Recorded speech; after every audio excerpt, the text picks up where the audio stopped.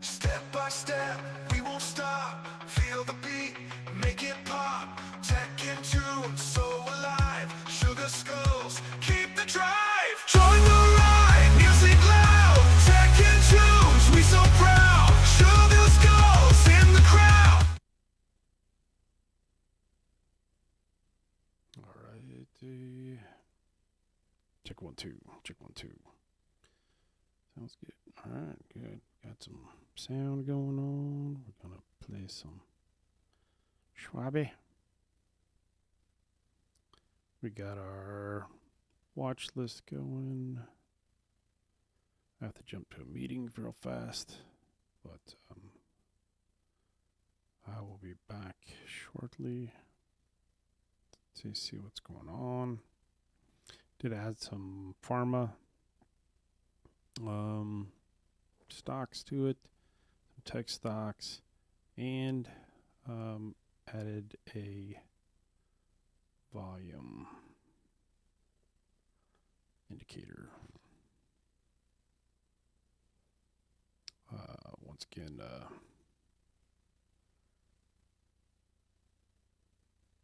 so we'll see about that. In the meantime, enjoy some Schwab.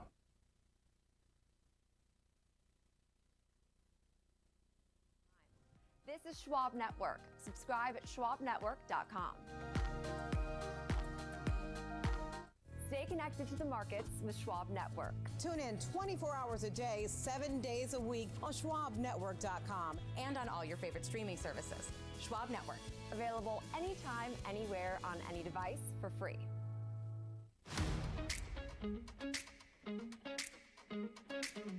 You're watching The Wrap. I'm Jenny Horn here in our Chicago studios. Let's keep things rolling with a look at what's driving today's action. Let's go deeper in our tech spotlight. I'm so glad to be joined by Dan Ives, Global Head of Tech Research, Managing Director of Wedbush Securities. It is great to see you. A record day on Wall Street. Why have you been so right? Every time there's pullbacks and people say no way, no how, and you say, no, let me tell you like it really is.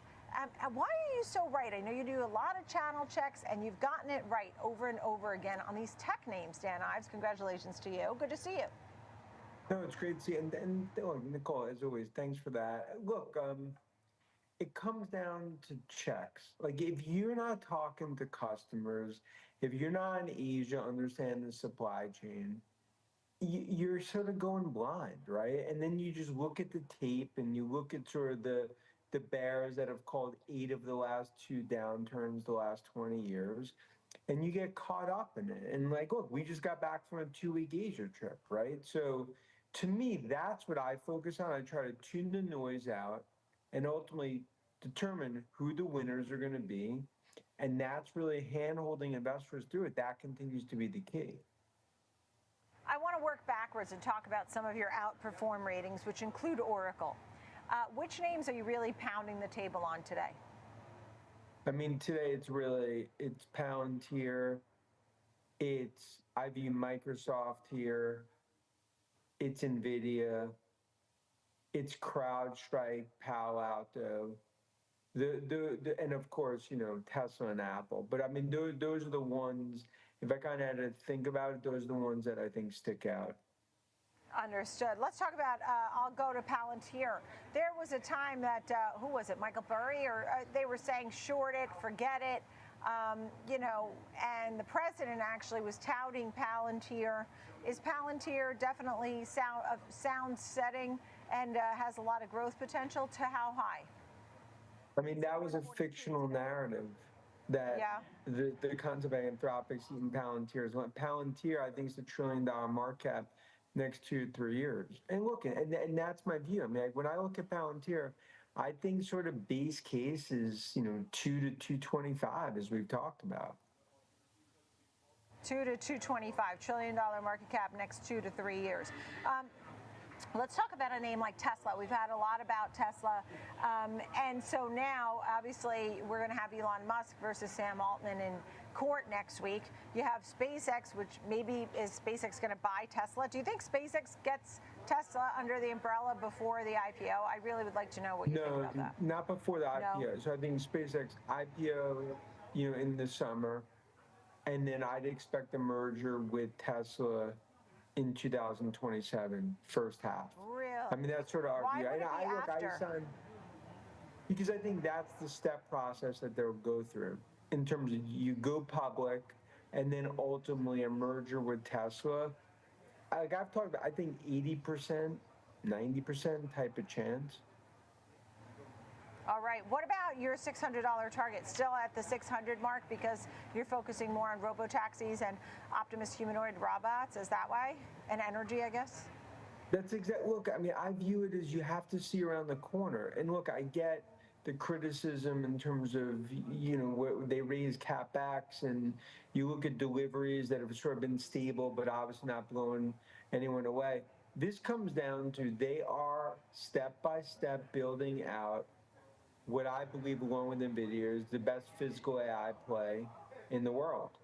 And that is my focus in terms of where that's all heading. And I think when I think about autonomous robotics, that alone could be an incremental 1 to 2 trillion of market cap. What did you think of Meta's layoffs? More this year from last year. They had some last year and more this year. What did you think of that? I mean, I think, look, and we're seeing Microsoft, right, in terms of essentially what they're doing as well. But you have to also remember, Nicole, as much as this will get the headlines, I mean, think about how many employees they hired. They almost hired a small city of employees going back from like COVID to today. So yeah, they're definitely cutting in terms of certain areas, and obviously they're focused on from a CapEx AI build out. But when they normalize, Meta will be hiring. Like, it's like this is not. I think there's a wrong narrative that these companies are just going to cut. Because ultimately, what's going to determine their success? It's what goes up and down the elevator every day. So much investing in Anthropic. I mean, even today, Google plans to invest up to $40 billion in Anthropic. Anthropic, a lot of folks are differentiating Anthropic because of a good balance sheet versus OpenAI, which obviously is lacking on the balance sheet. That's what they tell me. You tell me. Why so much investing in Anthropic? And when you think about the two IPOs, do they both come to market? And is Anthropic the better balance sheet?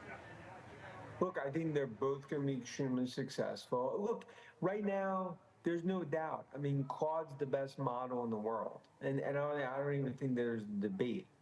But when it comes to Anthropic, that's why you continue to see all the investment dollars. But OpenAI, when it comes to the enterprise, I could argue OpenAI has probably an advantage maybe over Anthropic getting into the enterprise.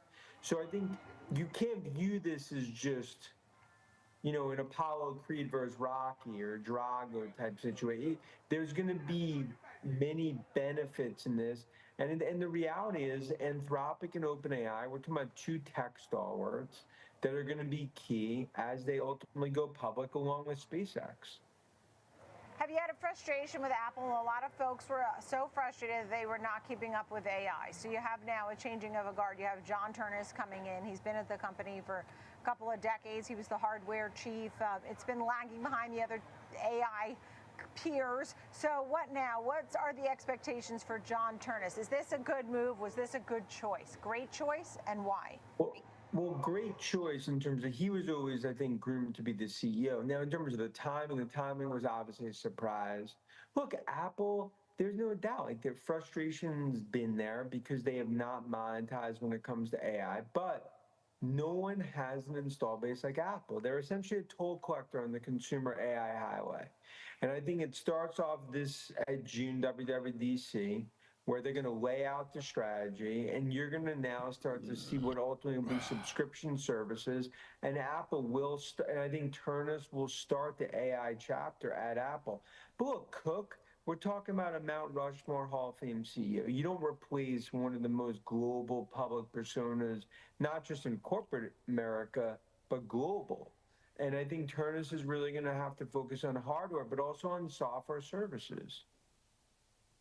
And so when you look at other names, I mean, CrowdStrike and Palo Alto, and you think about cybersecurity, obviously a lot of growth there, particularly for those names.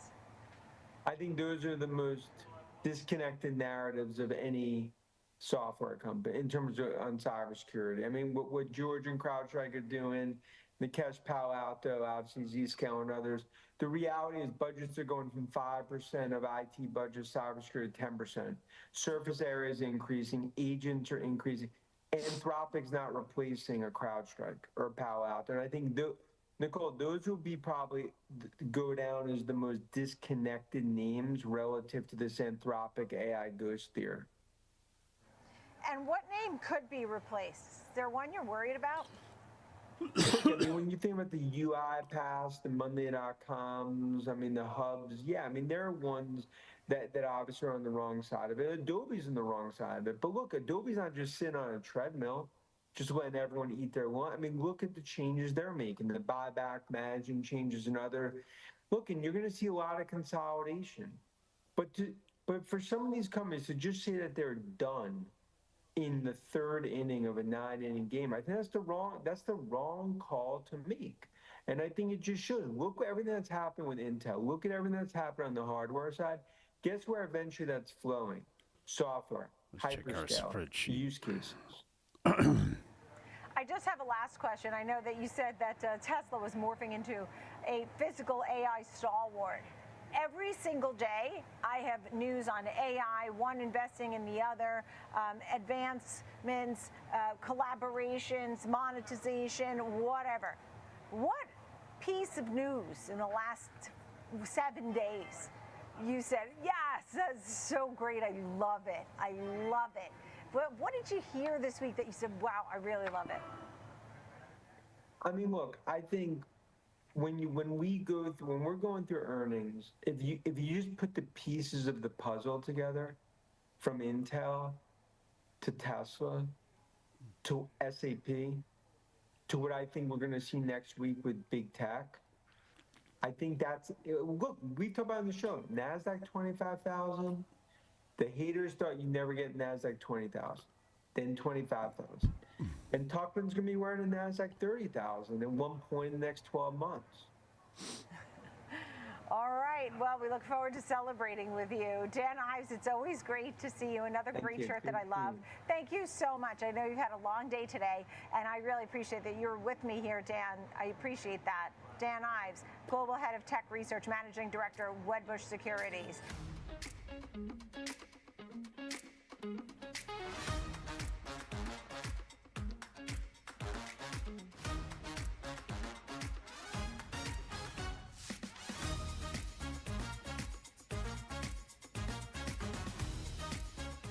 I'm Jenny Horn. We go beyond the headlines, tracking the trends, sector moves, and fundamentals shaping the markets in real time. This is Schwab Network. Subscribe at schwabnetwork.com. How's it going? First day, so Sometimes, you know, Next. try it again, you could have done better. please. Same goes for where you invest. Level up and invest smarter with Schwab. Intern, this place is incredible. It's where I get all your office supplies. Right, let's mute those commercials. So just some music.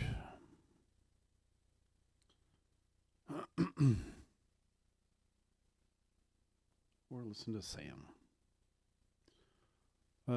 Let's see, looking at the spreadsheet today.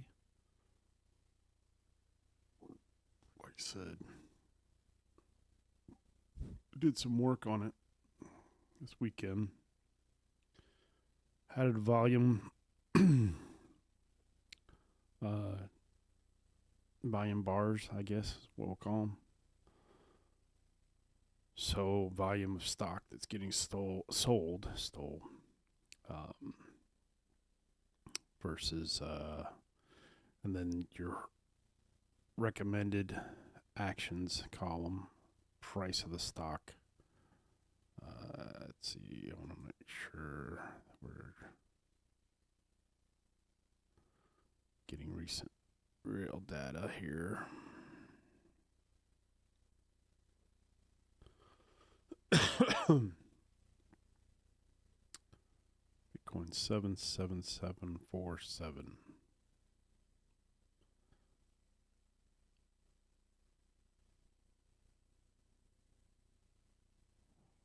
We're a little behind. I did say that it can take up to 2.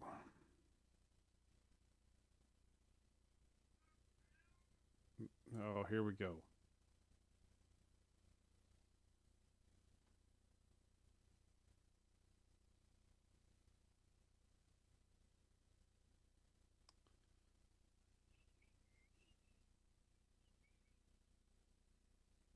This.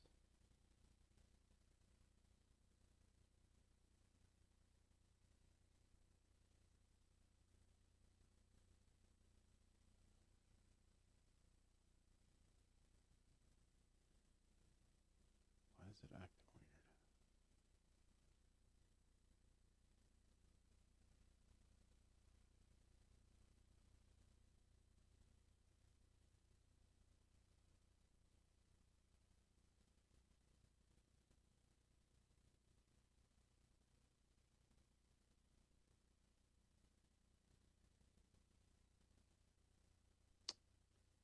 See if I can get the music going. What's up with the music, man?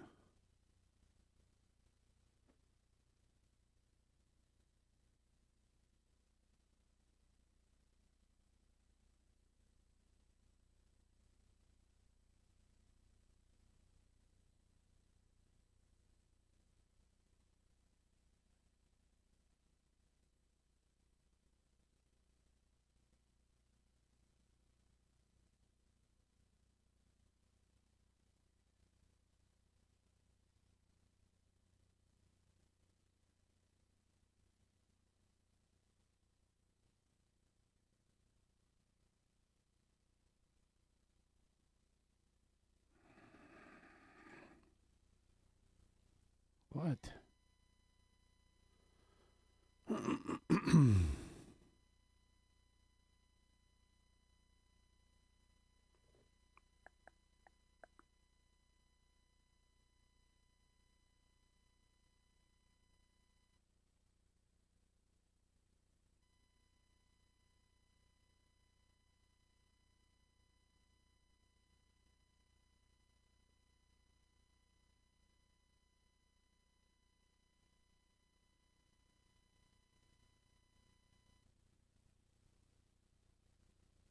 Oh, my sound is messed up.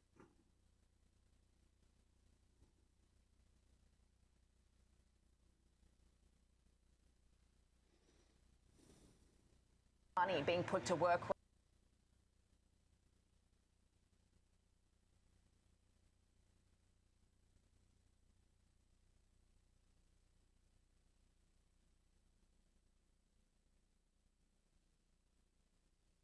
Check 1, 2. Should be coming through on audio. Oh. Then I won't use that. I'll use this.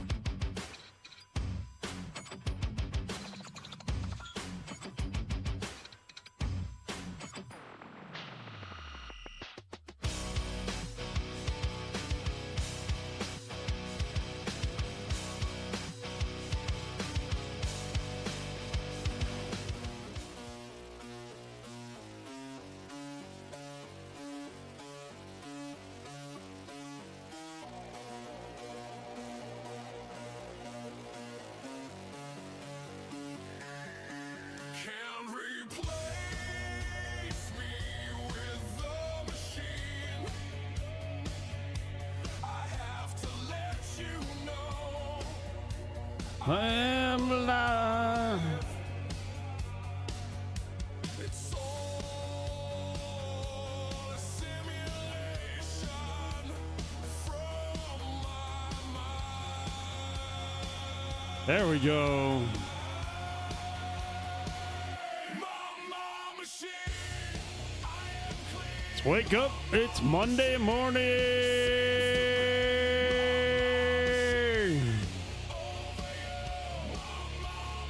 How's everybody doing today? All right, let's get ready to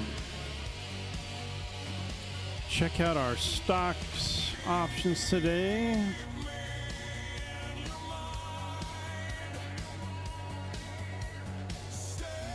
Stay awake.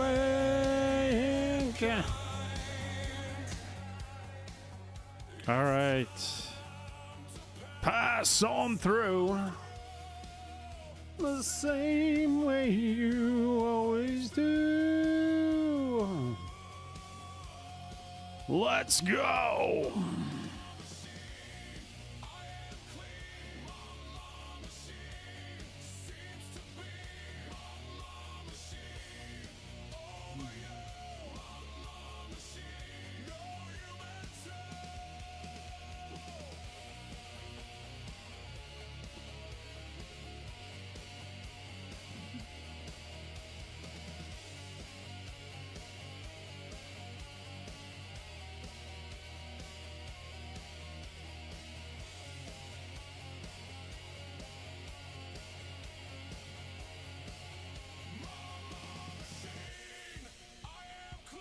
Mama machine, it seems to be.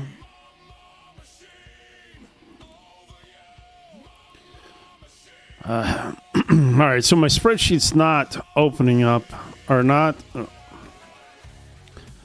keeping up. So I don't know here. Let's see. I'm gonna drop this down just a little bit.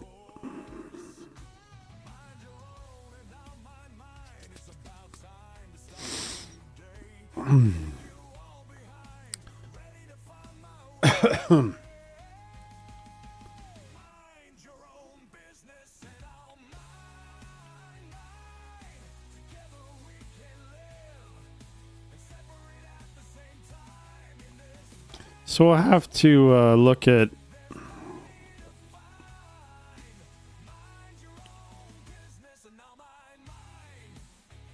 let's put down here NASDAQ, I guess.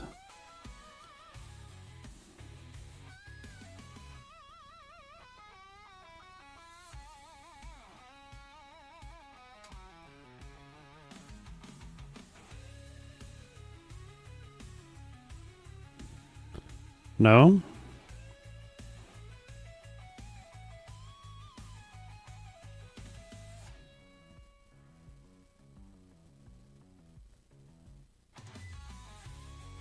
Okay.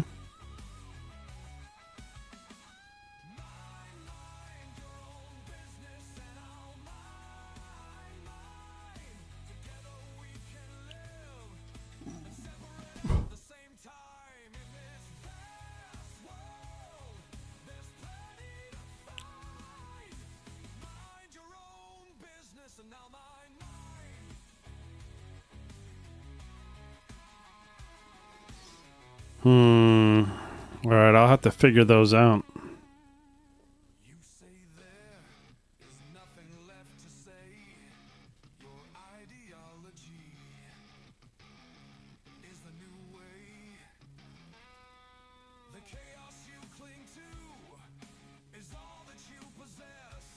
A fleeting vision slowly fading, leaving your life a mess.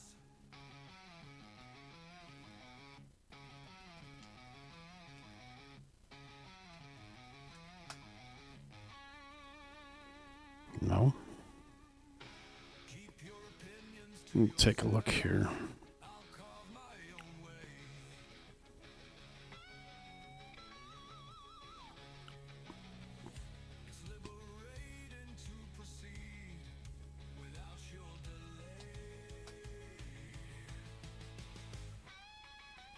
time.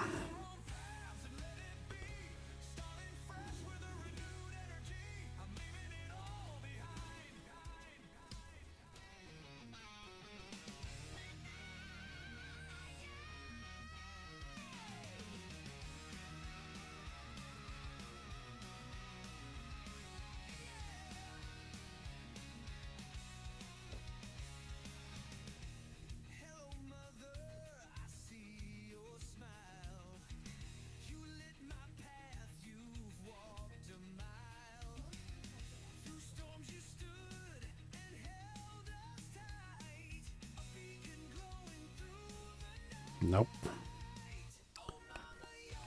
My shining star. And you are ever born.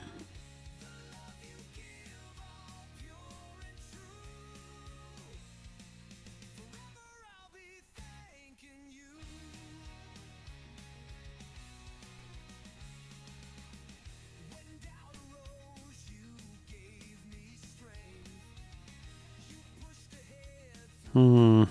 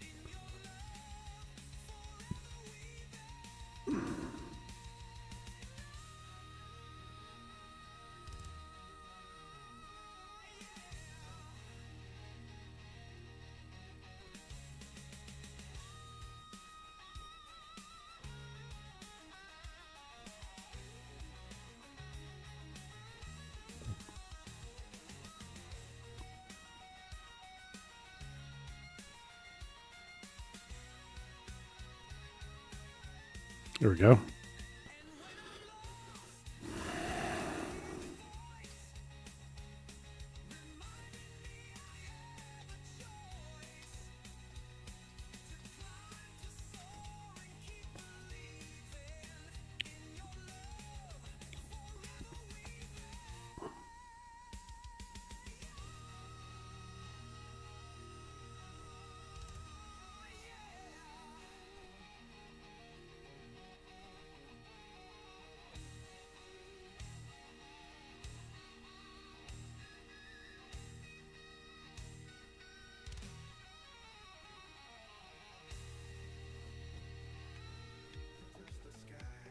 chains, no more ties. I can soar where eagles fly.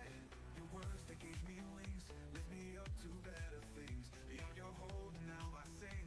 I can fly, new hope it brings. I can fly, no more tears, no goodbyes. I can fly, I can try. Feel the air, I touch the sky.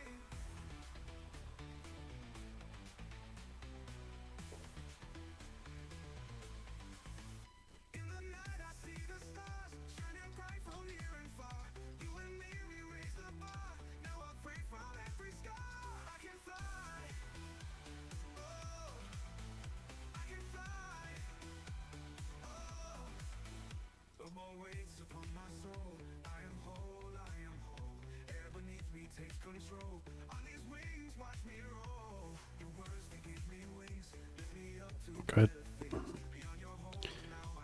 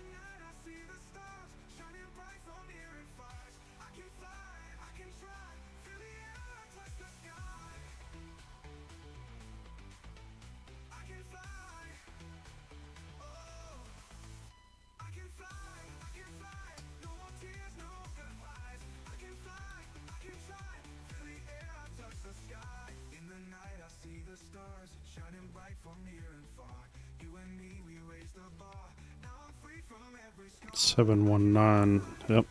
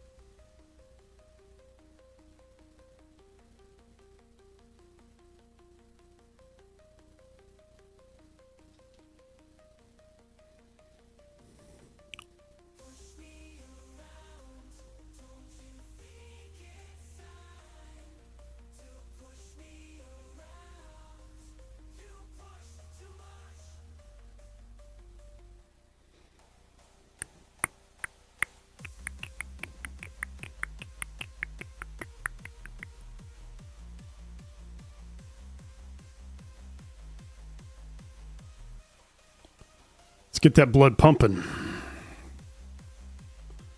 All right, so I've got a few.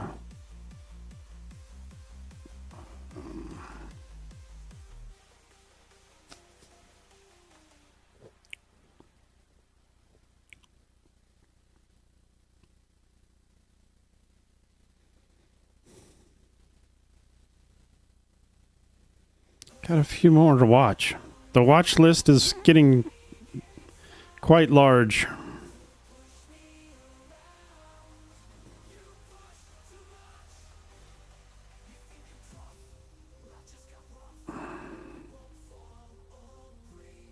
That XRP coin, that XRP Bitcoin, that's starting to look a little appealing. Might look at some of that.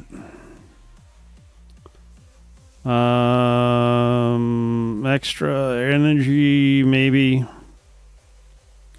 Chase Citibank Fifth Third buys gold, sell. I don't think that's the correct one for gold, though. Home Depot, sell. Lowe's, hold. Allegiant, hold. Lilly, sell. Regeneron, hold. Madrigal Pharmaceutical, sell, or right, let's buy.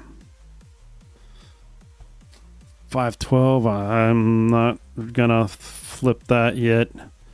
This Novo Nordisk, though, that might be something to look at. $41 a share. Moving into tech. Let's see. AMD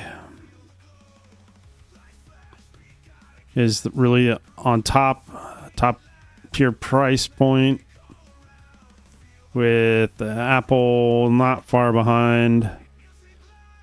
Dell on Apple's heels. Nvidia versus Intel versus AMD. Like I said, AMD's got the higher price point, but people are waiting for so everything in tech right now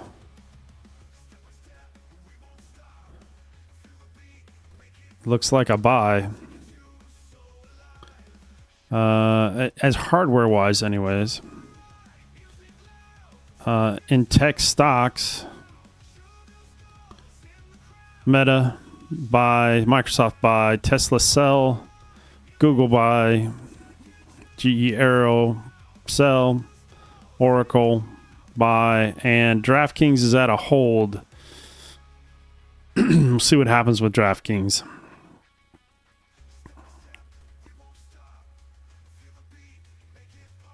So that's the spreadsheet for today. Still testing, seeing what happens here. Looking at charts though. What time is it? 7:34.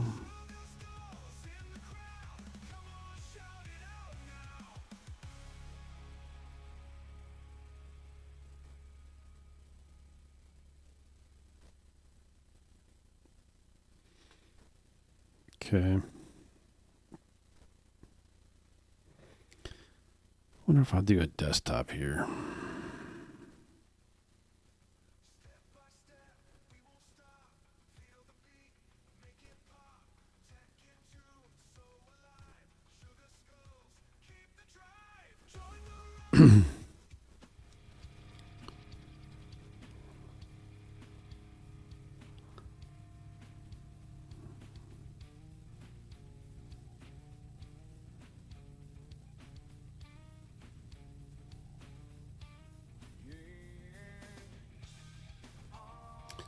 Let's see. Looking at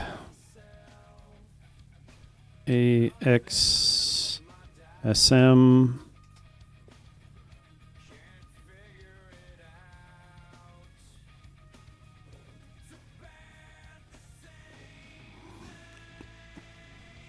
Currently in the bikers market and the buyers market.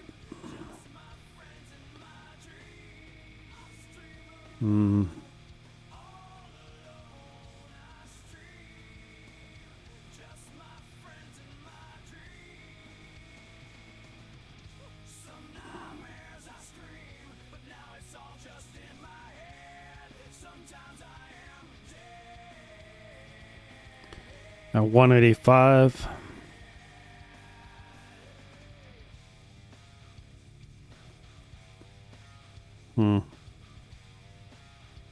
Still looking at it. Let's wait for the market to open, and then we'll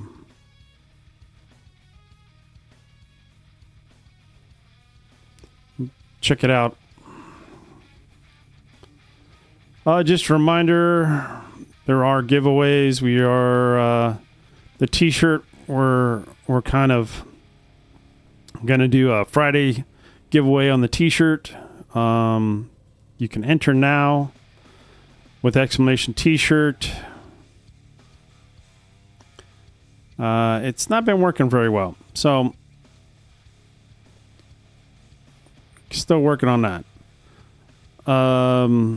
However, you can go into the chat and with your Botrix points, which you can check those by exclamation points.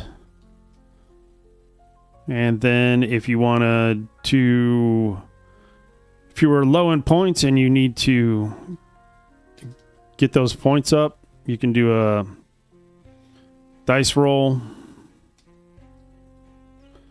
with a little bit of wager behind it, with 100 up to 100 point wager. And dice rolls a 2. I lost that bet. You can also do slots, and 2 matching emotes, so I get 2 times my earned, which is 20 points. So that's a way to earn some points, or lose some points. But then the ultimate one will be a spin.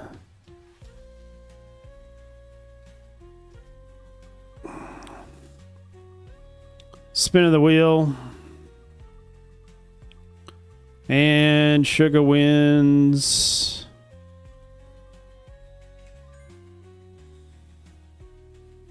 a gift sub. So that's how you play. Feel free to play as the show goes on. I'll need to drop into a meeting at some point. But you're more than welcome to spin the wheel, listen to the music, we'll watch some more Schwab. I might bring up a video later But we'll see what's going on. Hope to hear from you if you're in the chat. I know it's early for some, but come on in, participate, especially in the winning of merchandise. We have t-shirts, we have mugs, we have stickers, we have gift subs, we have turbo subscriptions. So come on in and hang out this morning.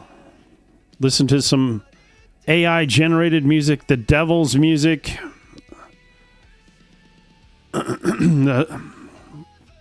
But it is the only thing that will not get me copyright strikes. So, and I wrote all the lyrics to these, and did the AI prompting for these. So,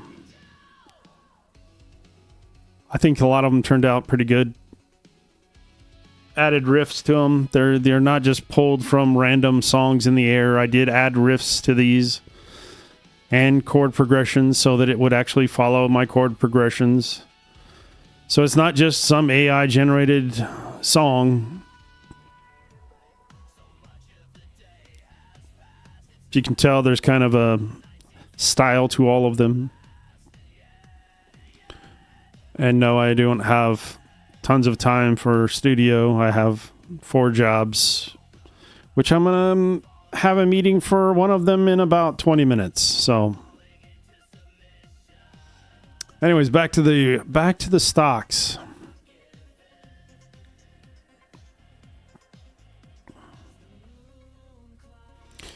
With 1 hour and 48 minutes till the New York Stock Exchange opens.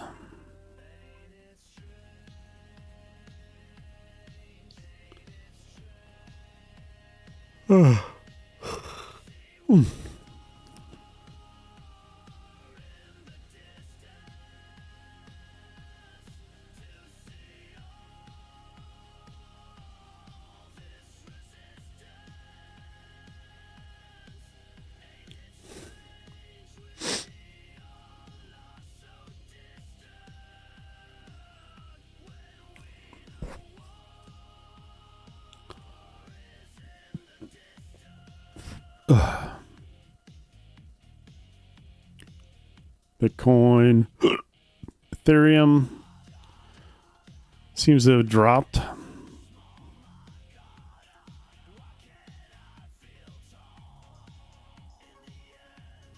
I will not, my God.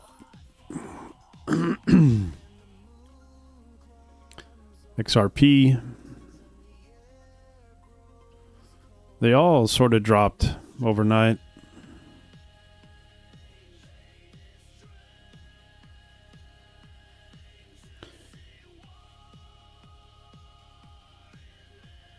But looking at the spreadsheet.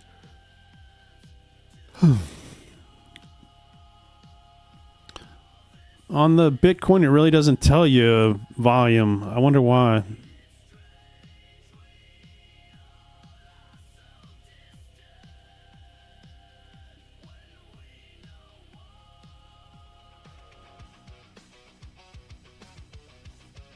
There's no formula there, that's why.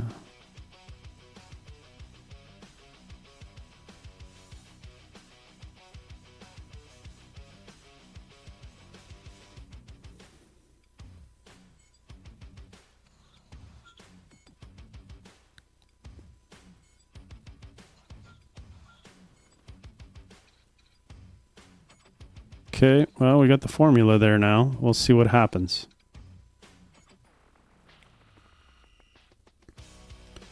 It doesn't look like a lot, but it is there. We can do this. We can go AI. Let's see, create a pivot table.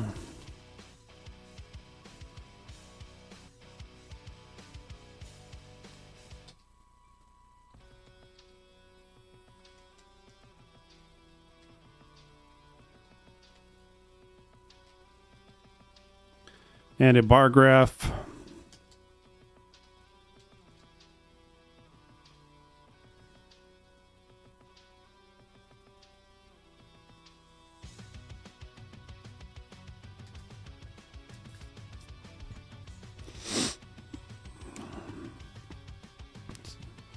We're thinking, analyzing the volume data. Analyzing stock data.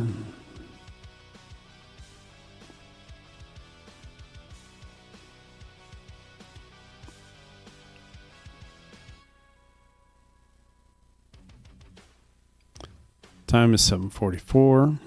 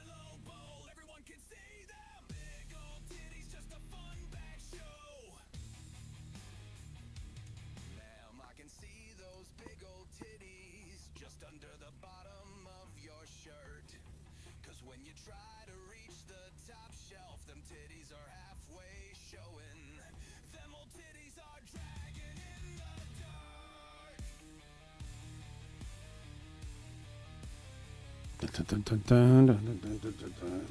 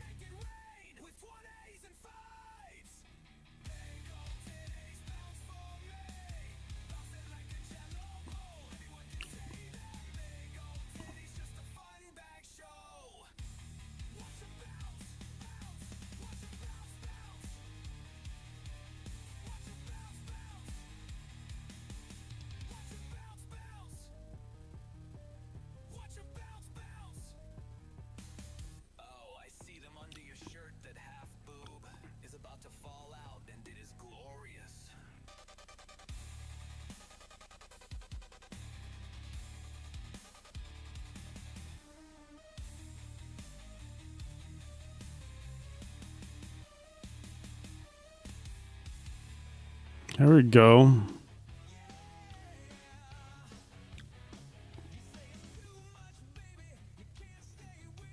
And I'll just do here.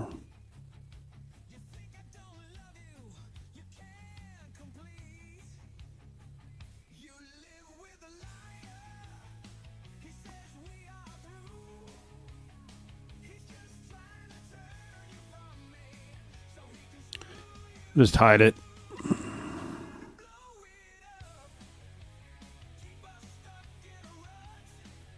Where's the hide function? Hide.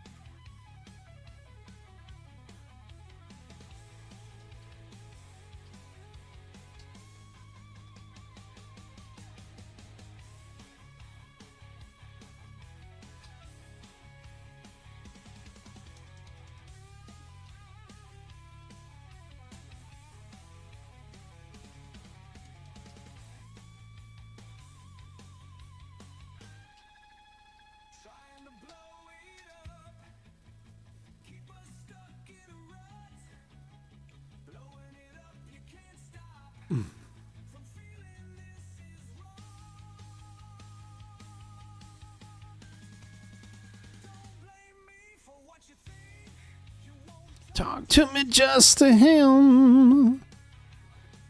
Somebody had the advantage, he can't win, but you know it's a battle to the end.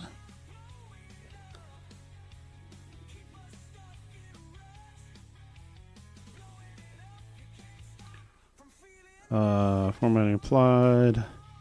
The existing buy or sell column in the stock tab.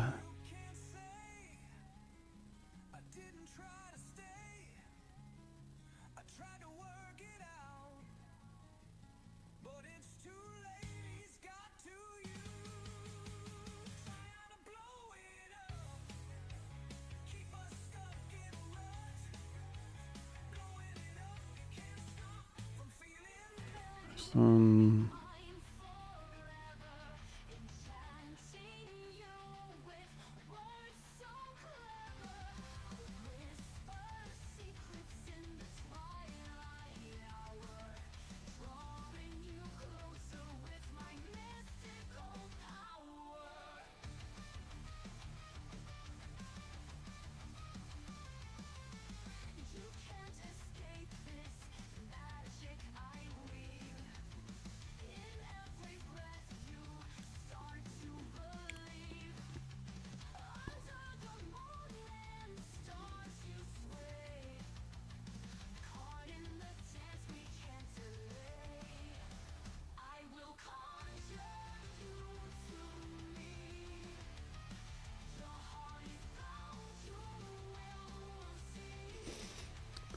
All right, it's about time for my next meeting.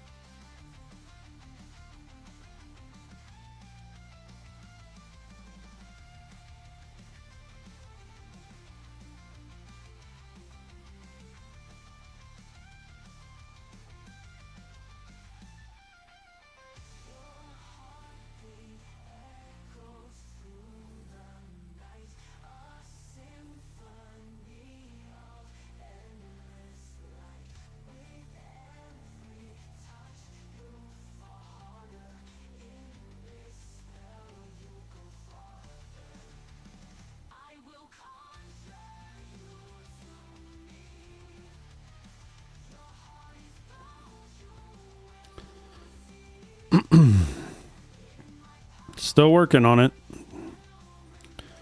Let's see.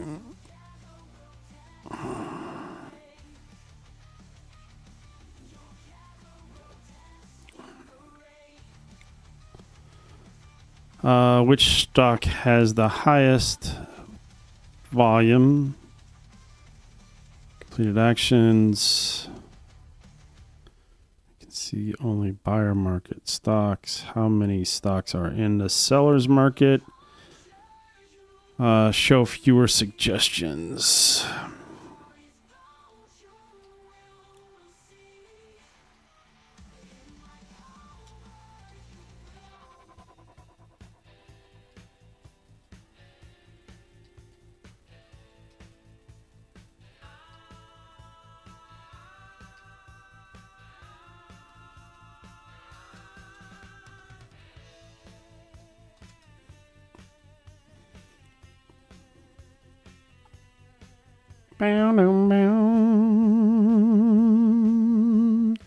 Driving in the wind on my ride.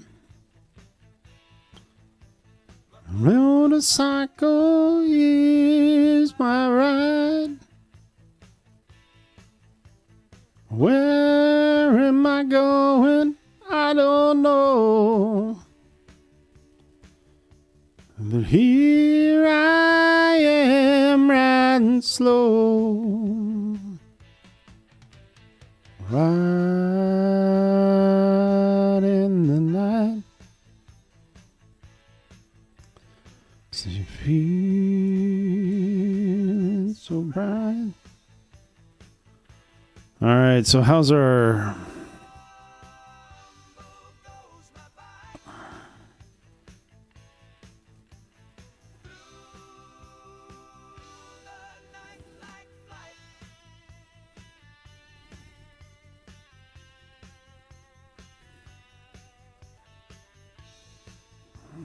Well, it says it's working on it. Let's take a look.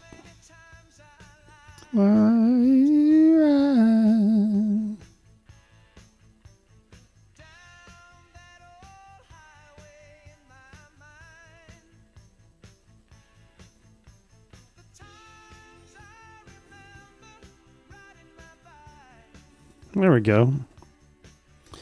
How pretty.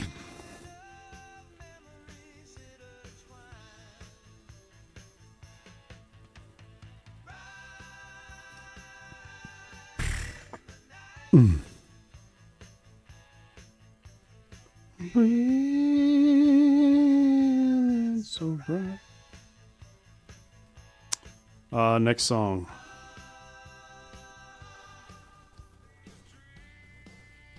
Of you seem to break my sleep. I can't keep you in my head. You never know a heart, and it's killing me.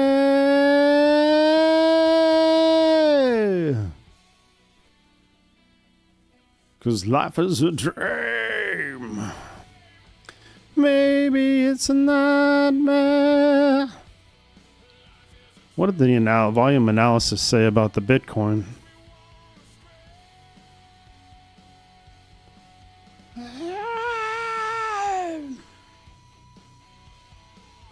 Bitcoin is buyer's market. How much volume?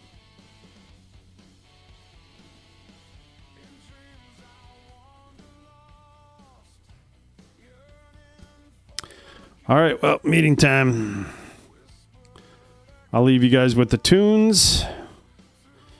We'll minimize this and work on this when I get back.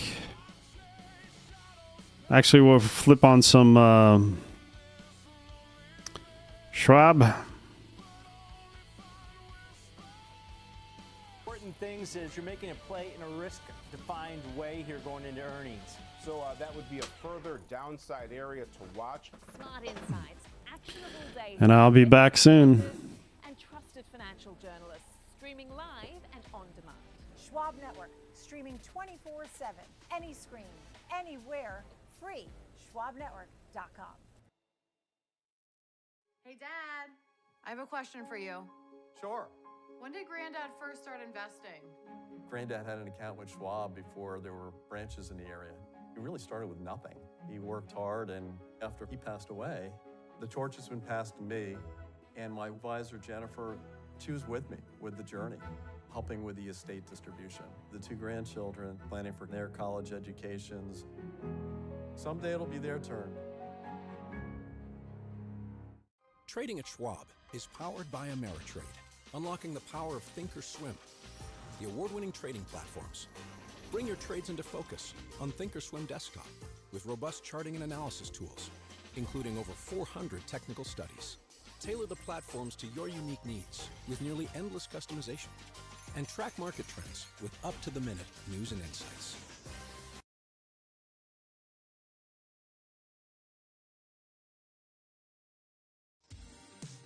So what is unique about Schwab Coaching is the community. There's a lot of energy, like-minded people are learning with you. You can just see and feel all the excitement around getting to learn a new topic. Some of you want to get everything face-to-face with you and 400 or 500 of your closest friends. Some clients like to be in the privacy of their own home on an online workshop, but still having that live interaction with the coach. As I'm talking, questions are coming in from that live audience, and they help me fill in those gaps as an educator.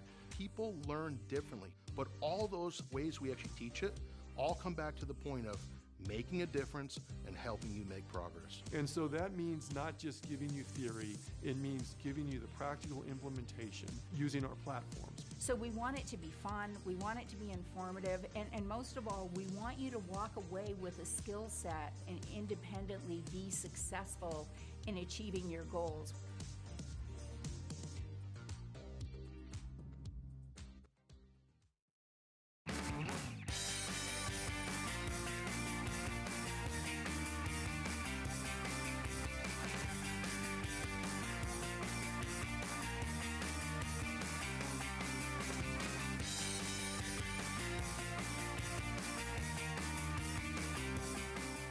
Monday. Good morning, everyone, and welcome to Morning Movers. I'm Alex Coffey in for Diane King Hall. It's the final week of April. Let's take a look at where futures are indicating a potential market open to start this day and week. S&P 500, little change as we speak, but green up 2 points. S&P is pretty unchanged. Dow down slightly, down about 52 points. Russell 2000 up about 15 bips, 4.2 points, and the NASDAQ 100 up just shy of 50 points. It's about 1/5%, 1/6%, certainly leading. We'll see if that can continue. A very tech-heavy week with tons of earnings in the back half of this particular week. Let's take a look at where some of the other futures products on our radar are, including the 10-year yield, which is pretty little changed as well. When you look across the board, kind of a quiet, sluggish start here. U.S. dollar, after getting back towards 100, has pulled back now, closing in on 98. It's down about 1/4%. Bitcoin, little change, up about 1/4%. Gold down 20 bucks, 47.20 in the June futures. That's about a 45 basis point decline. And crude oil, pretty little change for crude oil, 70 cents to the upside for June WTI.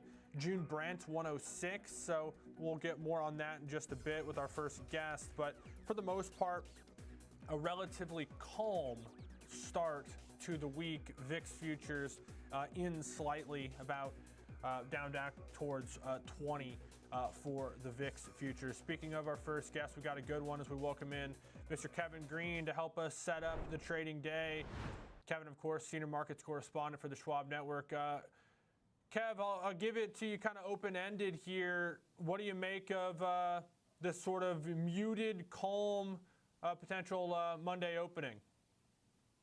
Well, it seems like we continue to see these type of Mondays, well, basically Sunday night trading, where we do see a little bit of fade to the downside, and then buyers come in and step in and buy the dip here. And it seems like this is a trend that has been able to last for the last couple of weeks. And then also the semiconductor space is also catching a significant bid, and that trend continues to be very strong, with Qualcomm obviously moving higher today. I know we'll talk about that in a little bit here. But it's really hard to fade this market when you do have technology stocks and semiconductors kind of leading the way to the upside here. And it seems like we are continuing to kind of brush off some of the geopolitical risk. And I will say, Alex, I mean, once again, the last 2 or 3 weeks, especially over the weekend, we've seen the same type of narrative. On Friday, going into the close, we're optimistic that talks are going to happen over the weekend. Talks do not happen in the same fashion that the market's kind of expecting.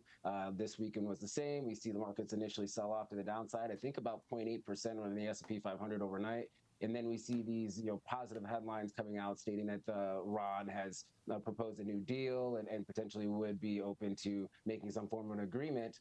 But the proposals, for the most part, if you're looking at the nuts and bolts, are still the same proposal that we've seen over the last couple of weeks. So markets focusing on the earnings announcements, focusing on semiconductors, discounting the geopolitical risk, even though we are seeing energy products still rising to the upside. There's certainly some difference on the days that have the big earnings. The Intel day in particular stands out. But Kev, what you're describing to me doesn't seem limited just to over the weekend. It seems like Asian and European trading hours have tended to be a little bit weaker over the kind of duration of this conflict. And then as the U.S. markets start to open on Wall Street, buyers do step in sort of into that and throughout the day. Do you think that has to do a little bit too with kind of the, I guess, uneven aspects of what the fallout from the conflict in the energy markets actually have been in terms of access to supply of things like jet fuel? I think that's, a factor to be played, yes. Obviously, we do have less exposure to some of the disruptions that we have seen, but we do still have exposure, especially when it comes to medium sour and heavy sour crude. And that is something that is in short supply. Now, we have around 100 tankers coming to the United States right now. We are exporting around 5.3 million barrels, give or take, a week at this point. Let's say 5 million barrels a week. Which is obviously very strong, but is it going to be sustainable over the long term? If this conflict goes another 30 days, are we going to still actually have that export capacity? I think that's the big question mark. especially leading into the summer, which is why we continue to see diesel prices rising to the upside. I think they're up about 3% overnight. And that's really where the big shortage is, not so much gasoline here in the United States. Now, there is this notion that China may actually ramp up exports of energy products starting in May. We'll see if that actually does happen. It does appear that their refining capacity is starting to increase, and their utilization rates are also increasing as well. They may be an offset, but if we continue to see this disruption over time, Alex, I still think it's just a matter of time for that we will obviously feel the brunt of the impacts here. And then also seeing demand destruction in certain pockets of the market could also dampen earnings power here in the United States, where a lot of these companies in the S&P 500, 40 to 45% of their exposure when it comes to top line revenue is international. So we will have an impact. The market's discounting it right now. They're optimistic. And I think the market's also kind of getting back into this AI trade, given the fact that we are seeing logistics hurdles that could also tighten supply of some of these advanced chips, which could also push prices higher, which could also push margins higher for a lot of these companies. I think that's also a narrative that's taking place in this market right now. Speaking of advanced chips, let's talk Qualcomm, OpenAI. An analyst made some news, spurring some headlines. What did you find out here? Yeah, so this is an analyst from TF International Securities, basically saying OpenAI is working with Qualcomm as well as MediaTek and maybe another company out there to design and manufacture potentially smartphone chips and trying to mass produce these chips by 2028 here. So this just gives OpenAI, if this is going to be a true report and this does come to fruition here, it gives OpenAI the ability to own the operating system or have a key integral part in the operating system of a lot of these smartphones.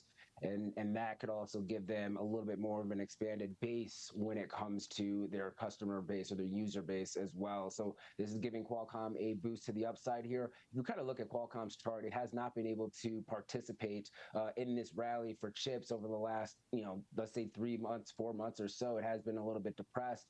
But one thing that we did see, and we kind of highlighted this about 2 weeks ago on the network, you saw this consolidation and reversal pattern on the week of the 6th, where we did have maybe some buyers really stepping in on large volume. We saw a follow-through week last week and the week before last as well. And it seems like we are now kind of getting that gap to the upside. And I'm kind of looking at that 180 level as your next area of resistance. So every single week, it seems like we have a trend. It's Intel, it's Qualcomm, it's NVIDIA, it's AMD with CPUs, and it seems like this is Qualcomm's week right now, and this is really what's carrying the SOX, or the semiconductor index, to the upside this morning. Yeah, it's not helping Apple, though. Apple down about 2% as indicated by pre-market trade, so you're seeing the push and the pull. Kev, before we let you go, levels you're watching S&P 500 today and for the week. Yeah, this is a 100-point range to the upside or downside. Pretty even strikes here. 7,200 to the upside, 7,100 to the downside. We have about a 19 VIX, so we're still implying around a 1.2% move to the upside or downside. Elevated VIX. VIX has not broken down over the last 4 weeks here, Alex, even though it's off of those highs. And we are still making new all-time highs for the equity market. Something to keep your eye out on. We start seeing that re-rate higher, credit spreads move higher. Maybe a pullback might be on the horizon. Appreciate it. Kevin Green, we'll talk more, I'm sure, throughout the week. Senior markets correspondent for the Schwab Networks. We say goodbye to Kevin. We welcome in our next guest. That's Jenny Horn joining me here in studio. Jenny, of course, the co-host alongside myself for Next Gen, of course, contributing across the programming throughout the day. Jenny, we're going to talk some earnings. So a little early for pizza, I would say, but let's talk some Domino's. Kind of disappointing here. Yeah, I will say that Domino's definitely seeing a disappointment as far as their reaction. We saw net revenue climb about 3.5% to $1.15 billion. That did miss expectations. Earnings dropped to $4.13 a share.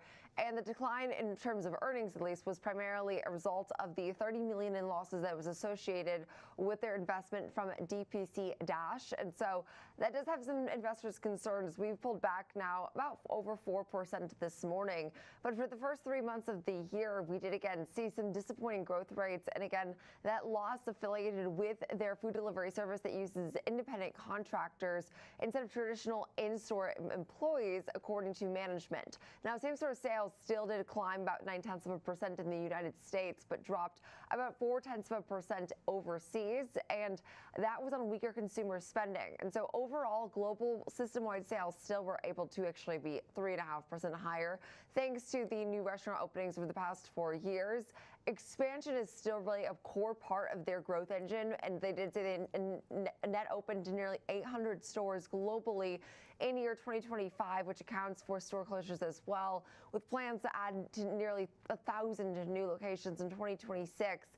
But did say those plans could come under a bit of threat if the global economy worsens. Domino's is particularly vulnerable given that 2/3 of their unit growth is expected now to come from some of these regions like China and India, which rely heavily on these energy imports. And so overall, there's things to like. I think that, again, launching some of these limited menu items, promotional events, discount deals are all great ways to attract diners. However, also investing pretty heavily into like digital platforms and loyalty programs, well, it does pay off in the long term. We know that it's also then a heavy cash burden in the near term. And Domino's right now has to operate a bit more leanly to continue to grow its profitability and also grow its same-store sales at the pace that the street is expecting, at least. Yeah, and you said it was on pace or wanting to open 1,000 stores this year. Going to definitely have to ramp that up as the year rolls on. Only 180 new ones in the first quarter, but that was down like 50% quarter over quarter. So clearly they were opening more towards the back half of last year than they did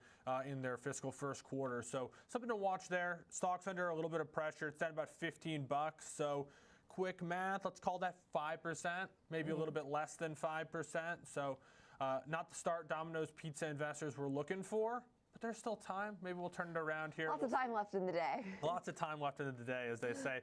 Verizon. Now, this is not typically a big newsmaker around earnings, but trying its best. It's up a little bit. $47.63 is the bid. That would be about a $1.30 rally, so let's call that 3%. That's pretty good for a company like Verizon that doesn't typically move a ton around earnings. I'm guessing there was some good news here. There were, and so I will say earnings did top expectations. Revenue came up short. They posted roughly 55,000 postpaid phone net additions as well in their first quarter. There were a lot of moving parts, though, to their overall first quarter earnings report as they dealt with not only just some recently closed acquisitions, but a network outage. And so investors looked past some of the noise, though, and did see at least plenty of bright spots, setting shares up more than 3% this morning. Now we've pulled back a little bit here, but overall, among the positives, they posted again those postpaid net phone additions of 55,000. That was ahead of expectations. And they also did say that as far as some other positive headlines, that they expect full year postpaid phone net additions to come in at the top half of that previously issued range that was around 750,000 to 1 million subscribers. Also making progress on their profitability front. Adjusted earnings, again, were rising about 7.6% from last year. And they also said this represented their best quarterly growth rate since 2021. Now expecting roughly $4.95 to $4.99 in adjusted earnings for the year. That was up from their prior range. And they said this was a result of a strong first quarter and given their overall confidence into their new guidance and transformation efforts. Now, under their new CEO, Jen Schulman, who took over back in October, they've cut costs through layoffs. They've also tried to eliminate some of the friction they're seeing with customers through these simplified plans and taking on this more disciplined approach that they're saying right now is working. And so, again, we're up modestly here this morning. This is a pretty big move, actually, for a name like Domino's, that if you look at the last month and you see the outperformance that has trickled back into so many of these tech-heavy names, it's actually been at least pumping some of the air out of the tires of Verizon, which has pulled back about 7.6% this month. So now we've fallen below our 50-day moving average pretty substantially. We're still hanging out above our 200-day moving average, but it's interesting to see the pullback in this name, which I think does signal some of the broader rotation where it's not necessarily this widespread rally. Some of these more defensive names like telecoms have actually seen a bit of a repricing to the downside in the last month. What I'll add in there, too, we talked about this with George Tillis, might have even been on Friday. Companies like Starlink, companies, like AST Space Mobile or whatever it is, they're disrupting some of these traditionally pretty, I don't want to say safe in the sense of investment, but let's say consistent, kind of boring, consistent type businesses, just like Uber did to the taxi cabs, just like we've talked about so many other things that have been disrupted. But Comcast. It was Comcast being disrupted, yes. Yeah, there you go. But Comcast, a big part of that is sort of the networking and the telecom stuff. So Verizon, AT&T, perhaps the latest, if they don't make some of this satellite type investment and perhaps adapt a little bit with the market. But Jenny, appreciate it as always. Coming up, it's time for the chart of the day. We're going to look at technicals on CrowdStrike. This after the cybersecurity company caught an upgrade from an analyst this morning. More on that right after this.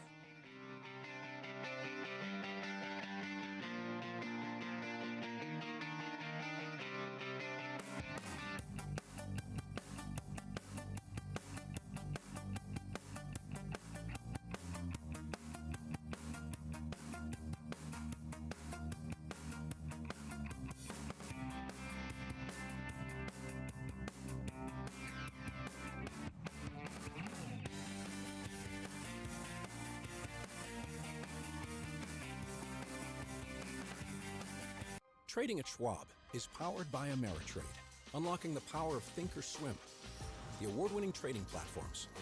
Bring your trades into focus on Thinkorswim Desktop with robust charting and analysis tools, including over 400 technical studies. Tailor the platforms to your unique needs with nearly endless customization, and track market trends with up-to-the-minute news and insights.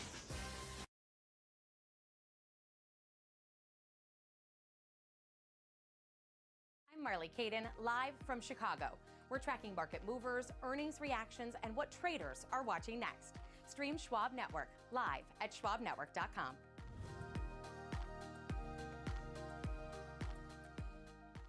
Schwab coaching is concepts brought to life in the real world. It's absolutely world class. We have coaches who have been in the industry and around the industry for a long time. We have different formats because people learn differently at different times. We have webcasts running through YouTube all day, every trading day. We've got events that are making their way around the country. So you get that opportunity to share experiences and knowledge with other traders. How incredible is that? And it's free.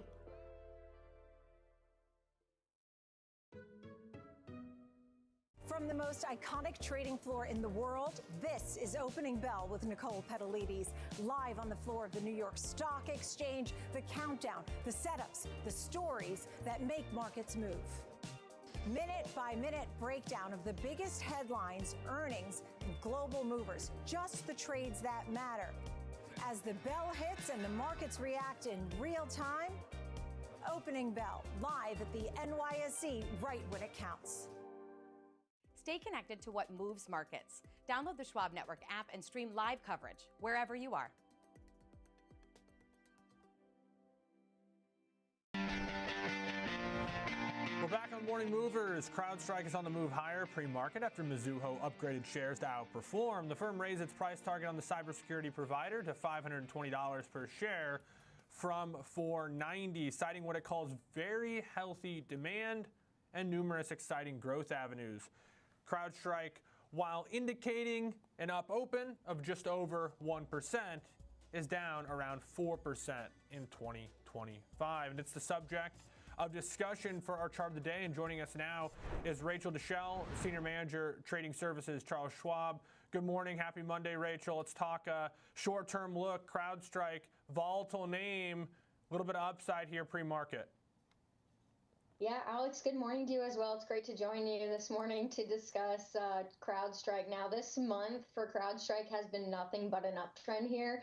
There was a deep base that was carved out on the most recent swing low. So I took some Fibonacci retracements from highs to lows just to measure some upside resistance levels. And you can really see how price hit its head at Fibonacci resistance at the 138.2% level, almost on the dot, but then did that classic pullback to support, which was that initial breakout level around 440 or so.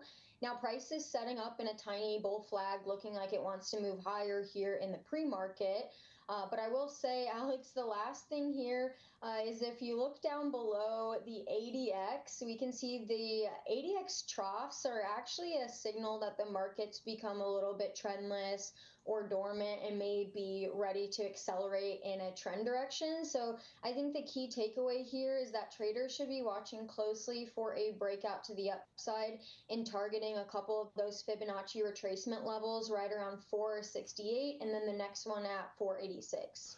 What's really standing out to me, and I know you got a longer term chart, is over the last 3 months, this is not really an asset that's correlated to much of the major products. So doesn't really have a strong correlation to the dollar, bonds, S&Ps, gold. So if you're looking for something perhaps that's trading on its own, with its own mind, CrowdStrike might make sense. But you got a little bit longer look as well here, 6 months, I believe it is. Yeah, and you're right, Alex. So, and this is why, for many reasons, this chart but may belong in a textbook here. So you can see price form this double bottom over the last couple months, this double bottom bullish reversal pattern with old support and resistance marked by those gray zones. On Friday, we could see price retested that initial breakout level around 445, which really acts as that new support after that breakout. Now that floor forms an important confluence here. You can see that pink anchored VWAP from the all-time highs that has clearly given price quite the slap down many times over the last 6 months actually come to into play here right underneath price. I think what's even more meaningful is Friday's price action formed a doji candle signaling that pause or possible reversal with follow through, which is even more significant because of the location that it's occurring. Now, if price can bounce from this zone here and see a close above the high of Friday's candle today, so that's roughly around 451, it would give traders not only confirmation of a bounce, but also a risk-defined entry to target a measured move to the upside around 540, which actually would place it past those analyst price targets. And then the last thing here, Alex, we can see, just like we saw with the last one, the ADX is actually at some of the lowest levels that we've seen all year. And just like we mentioned, the troughs are giving us some invaluable information about what the price of the stock is about to do. And in this case, CrowdStrike is looking like it's setting up fabulously to trend to the upside. Good stuff. Rachel Deshelle, really appreciate it. Senior Manager, Trading Services for Charles Schwab.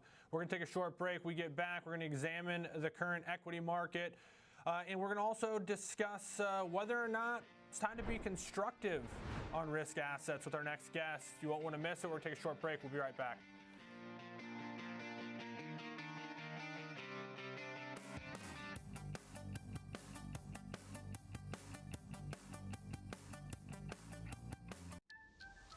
Opportunities don't stop when the market day ends. So neither do we. Schwab gives you round-the-clock access to over 1,100 of the most popular stocks and ETFs, plus a wide variety of futures markets. All with 24-hour support from trading specialists who understand the ins and outs of 24-hour trading. No matter the hour, you can trade brilliantly with Schwab. Kick off the morning with the data and the decisions moving markets. Morning Trade Live breaks down the macro moves driving the price action, from Fed policy to global growth to inflation prints and geopolitical risk. Smart, fast and always live from Wall Street to your screen. Morning Trade Live, where the markets meet the macro, weekdays at 10 a.m. Eastern on Schwab Network.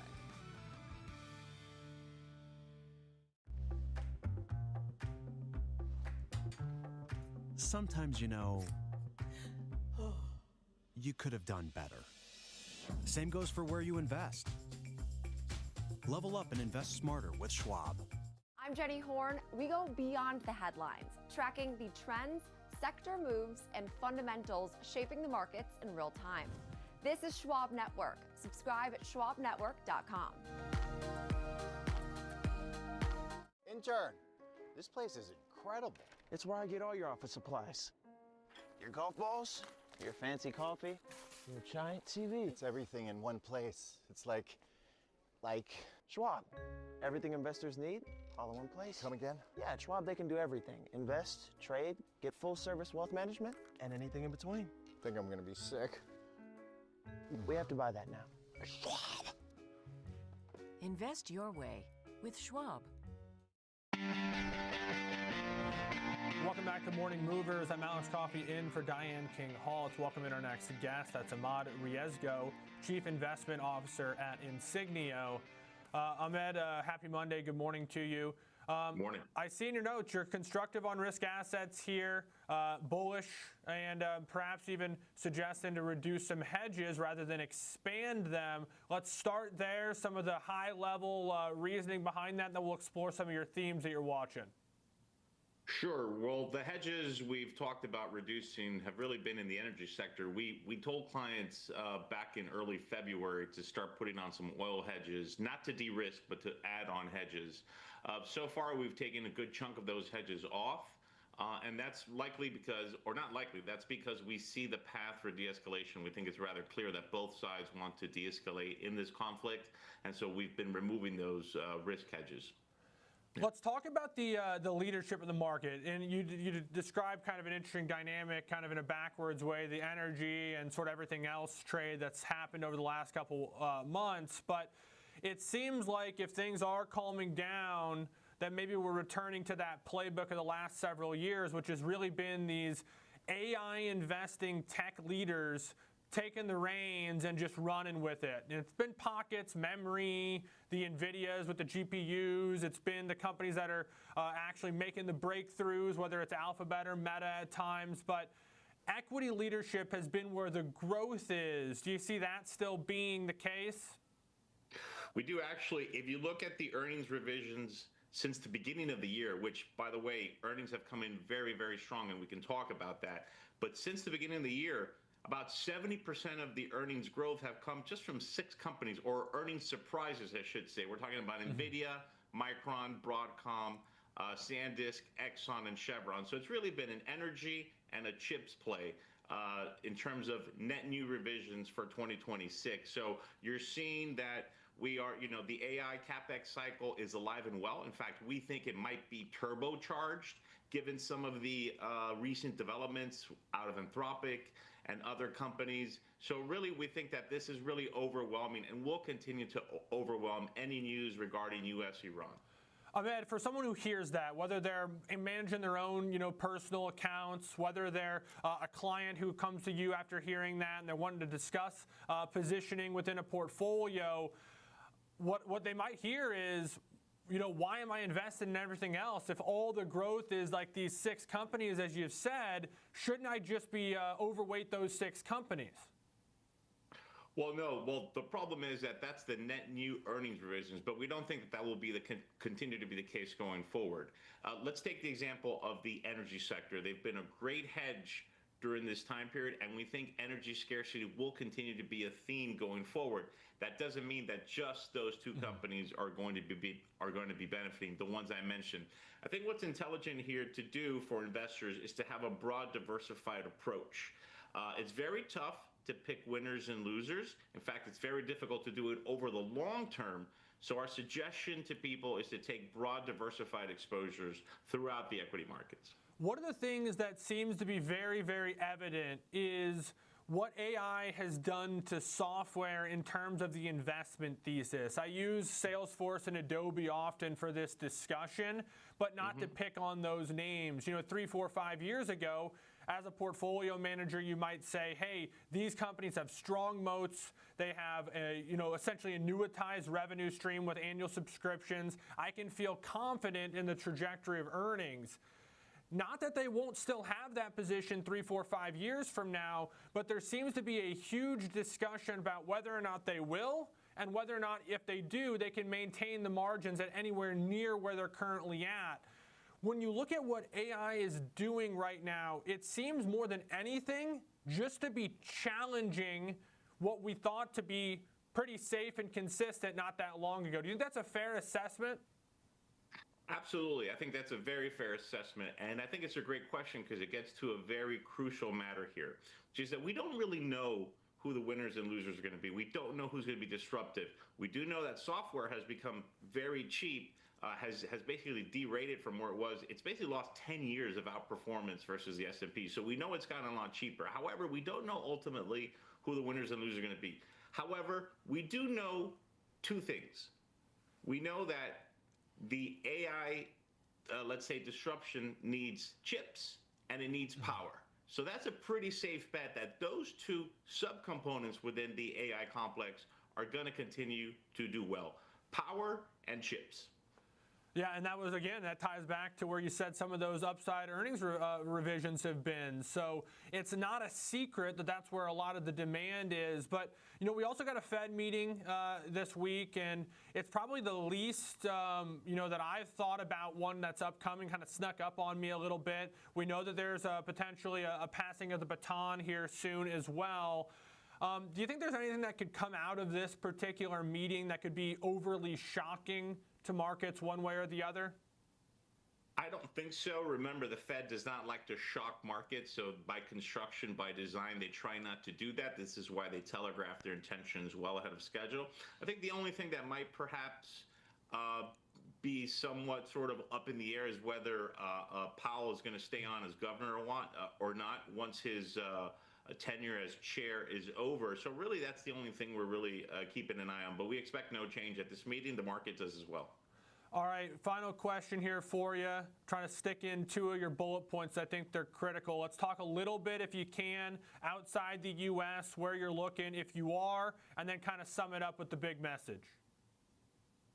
We do, and the specific countries that we're looking at are the ones that will be and should be systematically less susceptible to geopolitical risk disruption. We really like Latin America. It's a region we've liked throughout the year, and we think it will continue to benefit as a relatively safe play within the emerging market world, unlikely to have a big disruptive war in the region, and the region will be very key to U.S. plans and ambitions going forward, both as a producer of commodities, but also as a place where some of the, let's say, critical minerals and data center build out could occur if it doesn't occur in the United States. And then big message, we focusing on these headlines, we tune them out. Well, I think with regard to U.S.-Iran, I think you tuned them out. I think at this point it's more noise than signal. A good analogy is the Russia-Ukraine war of 2022. It really ceased to be a market-relevant event, even though the war is still ongoing, and it's still a tragic event from a human perspective. But as a market-relevant event, it ceased to be really 2 months after the war began. Appreciate it, Ahmad Riesgo. You have a great week. I know it's a busy one, so we'll get some rest, we'll drink some coffee, and we'll see what happens. We'll talk again soon. Coming up, we got Kevin Hinks joining us from the CBOE. He's going to help set up what's this extremely busy week, particularly Wednesday, in terms of earnings, eco data, Fed meeting, and more. Morning Movers will be right back.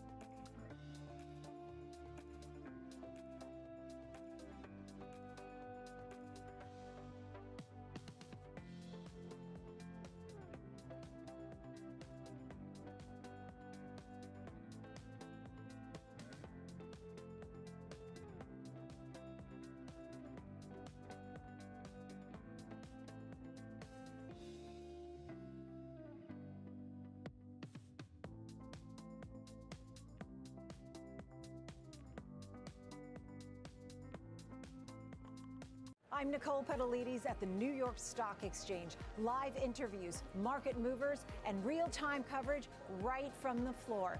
Subscribe now at schwabnetwork.com.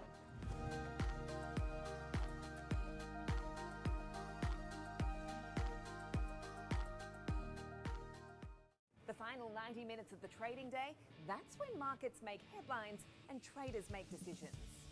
From earnings shocks to sector rotations, we're tracking the catalysts that move markets right into the close. Here on the floor, I bring you real-time sentiment from traders driving the action. And in Chicago, we break down the data, technicals, and trades you need to see before the bell rings. Live coverage of the close every single day. This is Market on Close, live weekdays 3 p.m. Eastern, only on Schwab Network.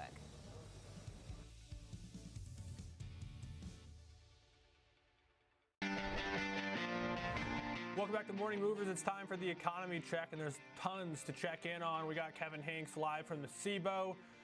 Kevin, I know you're just across town, but I'm sure it's going to be loud over there later on this week. Starting with, I guess, the just general calendar, what sticks out to you?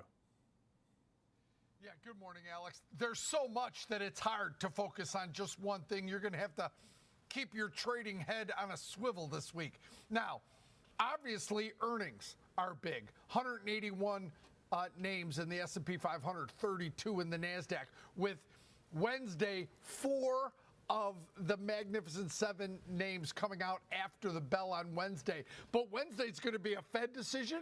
Wednesday's going to be a vote on Kevin Warsh that's now seems to be open. Tom Tillis removing some of his hurdles. But then there's economic data that we're going to get throughout the week, and there's top-tier economic data as well coming out throughout the week. So there's really something for everyone, Alex, and we didn't even get into geopolitics. We didn't even get into what's going on in Iran. We didn't even get into commodities.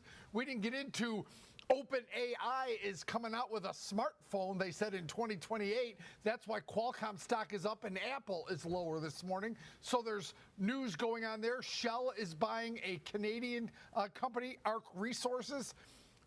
There's so much. That's why I refer to this week as the gauntlet, Alex, because there's just something for everyone that if you're watching the markets, where this week ends up, it's going to be incredible, Alex.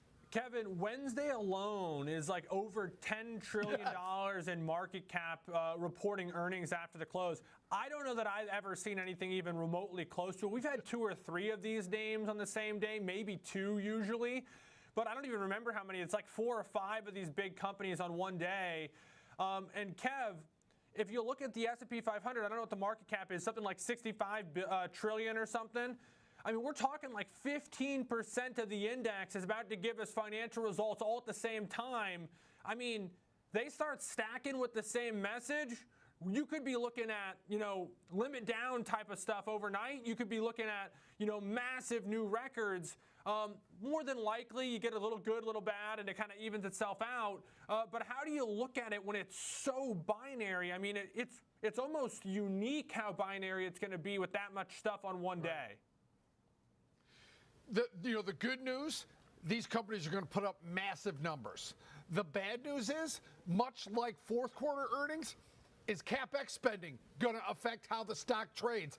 Are traders going to be upset if the CapEx spending blows up? They didn't like Tesla raising their CapEx spending to $25 billion, but if they manage their CapEx spending and come out responsible, does that hurt NVIDIA? Does that hurt the places where the CapEx spending may go? So it's one of those which pick your poison on this. But I think CapEx spending, just like a quarter ago, is going to be the big theme. Think about it. Wednesday afternoon, Microsoft, Amazon, Meta, Google, Qualcomm, which is now in the news so far this morning. I think CapEx spending is going to still be a big decision maker, Alex. Well, and Kev, it's not like they get each other on the line and they call each other and say, hey, we're cutting back on CapEx. You should do the same. Meta might say, hey, we're going full bore, and Microsoft might say, hey, we're pulling back. It's unlikely that they're all going to say the exact same thing, so we'll see. But we also got a Fed meeting on Wednesday as well, and it sounds like things are moving along for a pass-off from Jay Powell on schedule. Is that what you're hearing? Well, I think the vote is Wednesday in the Senate Banking Committee, so that'll come out during the day. Then you've got a Fed that's not likely to move on interest rates, but Jerome Powell's final press conference could be interesting. And then he's got 2 more years left. Does he leave, which a lot of people think he will, but as long as this event with him and the Department of Justice, now that it seems dropped, Tom Tillis has kind of cleared the way for the vote. And what about Stephen Myron? Does he leave? Does Jerome Powell stay? Stephen Myron says that he's leaving, but we don't know if that'll play out. He's been a Trump ally on the Fed. So there's a lot of things going. That could be a full week of news, Alex, if it was just the Fed and just that. But as you know, we got a lot more things. There's not enough time, Alex. Yeah, and it sort of like ramps up too as the day and week goes on. Oh, yeah.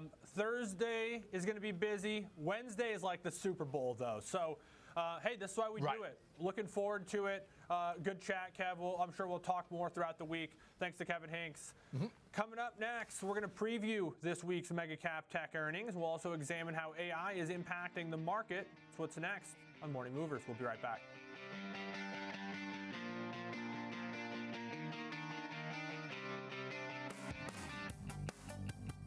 Trading at Schwab is powered by Ameritrade, unlocking the power of Thinkorswim, the award-winning trading platforms.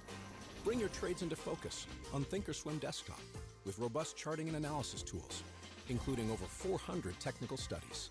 Tailor the platforms to your unique needs with nearly endless customization, and track market trends with up-to-the-minute news and insights.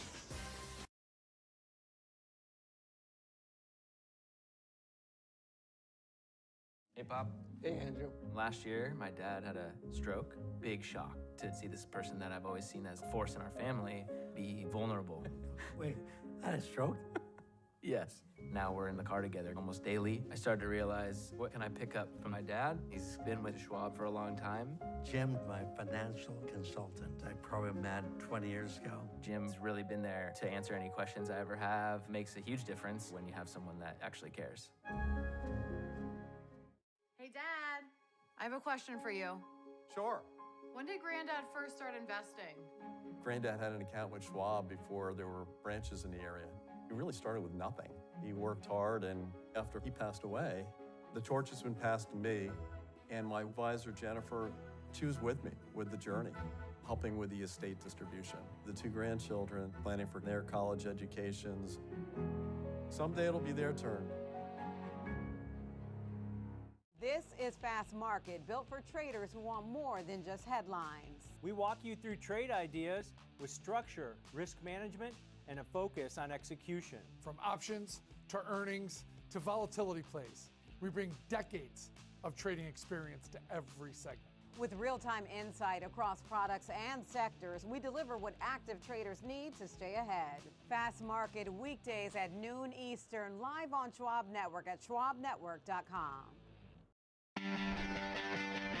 Welcome back to Morning Movers. I'm Alex Coffey in for Diane King Hall. It's time to preview a very big week for Mega Cap Tech and the earnings landscape. Let's welcome in our next guest. That's Joe Maginot, large cap portfolio manager at Madison Investments. I was just talking with my colleague Kevin in the last segment. Wednesday, Thursday are as big of earnings days as I can remember, particularly Wednesday. As a portfolio manager, particularly in large cap, I'm sure you got exposures to some of these names. How do you approach a day that's going to be so monumental in terms of market cap swing, Joe? Yeah, from our perspective, we are long-term investors, so of course,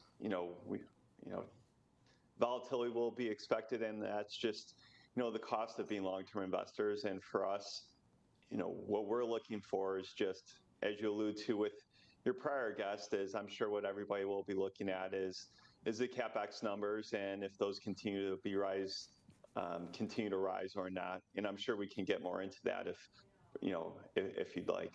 Yeah, let's do that. Let's talk kind of big picture. What do you think is sort of the themes that the markets focus on from a long-term perspective that we could learn from this kind of group of earnings that we're going to get this week?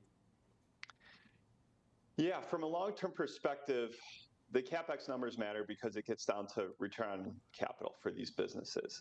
And from a short-term trading perspective, the reason why they're typically volatile around these prints is because everybody keys on the latest data point and kind of runs that forward. So if revenues accelerate, that indicates, very good returns on that capital. If revenues come in below expectations, in certain subsegments, that, has people question those investments. So that's why the volatility is what it is in the near term around these types of events. Given how concentrated the markets become over the last several years, as a portfolio manager, particularly within large cap, Is it important to kind of match that concentration and be overweight some of these names relative to other parts of the market, given sort of that's where the growth's been? Or have you taken maybe a more prudent approach and sort of reduced into some of that outperformance? Yeah, two things on that. So one, we don't invest in deference to an index, right? So we don't look at the index and say, okay, well, this is 2%, this is 8%, so we're going to be plus or minus 50 basis points or 200 basis points because we really like the name. Really, we want to populate our portfolios with what we believe are the best risk-adjusted returns, regardless of our comparator or the benchmark on that metric. And so for us, you know, what you are alluding to a little bit is that we've seen a little bit of a broadening out over, call it, the last 6-7 months. And even though some of the soft data, so some of the survey data continues to be weak, whether it's the UMich survey or other like survey datas, the hard data actually has improved. If you look at PMIs and if you look at earnings growth has been broadening out beyond just, of course, it continues to be extremely robust within the large caps and mega cap tech stocks. But if you look below the surface a little bit, we've seen it broaden out beyond that, you know, in more mid-cap names and other parts of the economy as well, whether that be more industrials. Some of that is of course, due to the CapEx build-out, and we've seen that filter through and diffuse throughout the economy. Name like Texas Instruments reported last week, which a lot of people believe is more of an old economy analog semiconductor name, but now data center represents over 10% of their business and is growing at over 90% year over year. So that's just one example of the diffusion of the CapEx spend, you know, coming out throughout the entire economy and it impacting other areas beyond just the most leading edge semiconductor stocks. And so my big question is, the biggest theme of the last maybe let's call it a couple of years has been this need for compute and the power that kind of drives that. Now, some of these names don't necessarily fall into large cap, that maybe they've become that recently, but they've also just gone, you know, parabolic to the upside. As an active investor, not necessarily a trader, how do you look at some of the performance of some of those names and see opportunity still, or do you?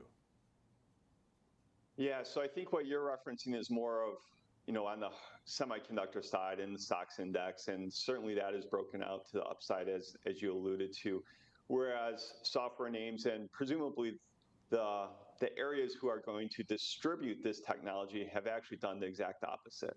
So the spread between, call it, quote unquote, hard asset companies, you know, companies that produce something, and asset-like companies, more database software companies, has widened out quite a bit. So from our perspective, you know, I don't want to say the hardware trade, you know, it's very, very difficult to get timing on these, but we're seeing more opportunities in that latter category, businesses that are either perceived to be at risk or, you know, threat of AI, or ones where just the baby's been thrown out with the bathwater because they're included in some of these ETFs or other like-minded baskets, yet their business, you know, we don't think will be impacted by that. So that's where we are spending more of our time on, and we think it's more fruitful than trying to find the next AI leading edge semiconductor stock, where demand is currently off the charts, but of course it gets down to a question of how long will that persist for.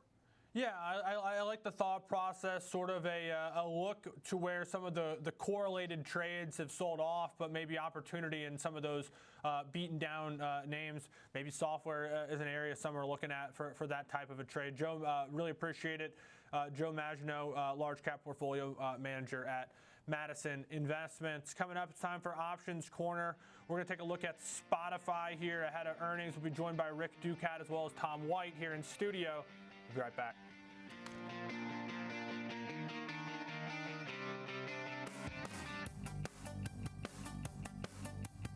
Hey, investors, you know the market moves, and Schwab is here to help you move with it. So, whether you're buying, selling, holding, or planning, whether you're ETFing or 401k'ing, saving, spending, or even retiring, you can count on Schwab for market insights, live support, powerful trading platforms, and 400 branches. All at your service, all so you can invest your way. Sounds nice, right? I'm Alex Coffey. And I'm Jenny Horn. This is Next Gen Investing, where we track the trends shaping tomorrow's markets. From tech to energy, crypto to consumer, we focus on what's driving investor sentiment right now. Clear analysis and forward-looking market coverage every trading day. This is a make or break level for this stock. And that could certainly be a short to near-term catalyst. Next Gen Investing, 1 p.m. Eastern. Only on Schwab Network. She looks like you, Dad. Aw, she's got your smile. Carl. Yep, your #1 broker's here to welcome your new little dependent. Actually, we invest with Schwab now. They have everything we need all in one place. I can set up her college fund. I've been learning about new trading strategies. And Schwab helps me generate retirement income. All this Schwab as everything you need is making me cranky. Does somebody need a nap? Schwab! Invest your way with Schwab. Real-time market moves, earnings breakdowns, and trade-ready insights. Follow me on X at Sam_Vardis and connect with me on LinkedIn or Instagram for more.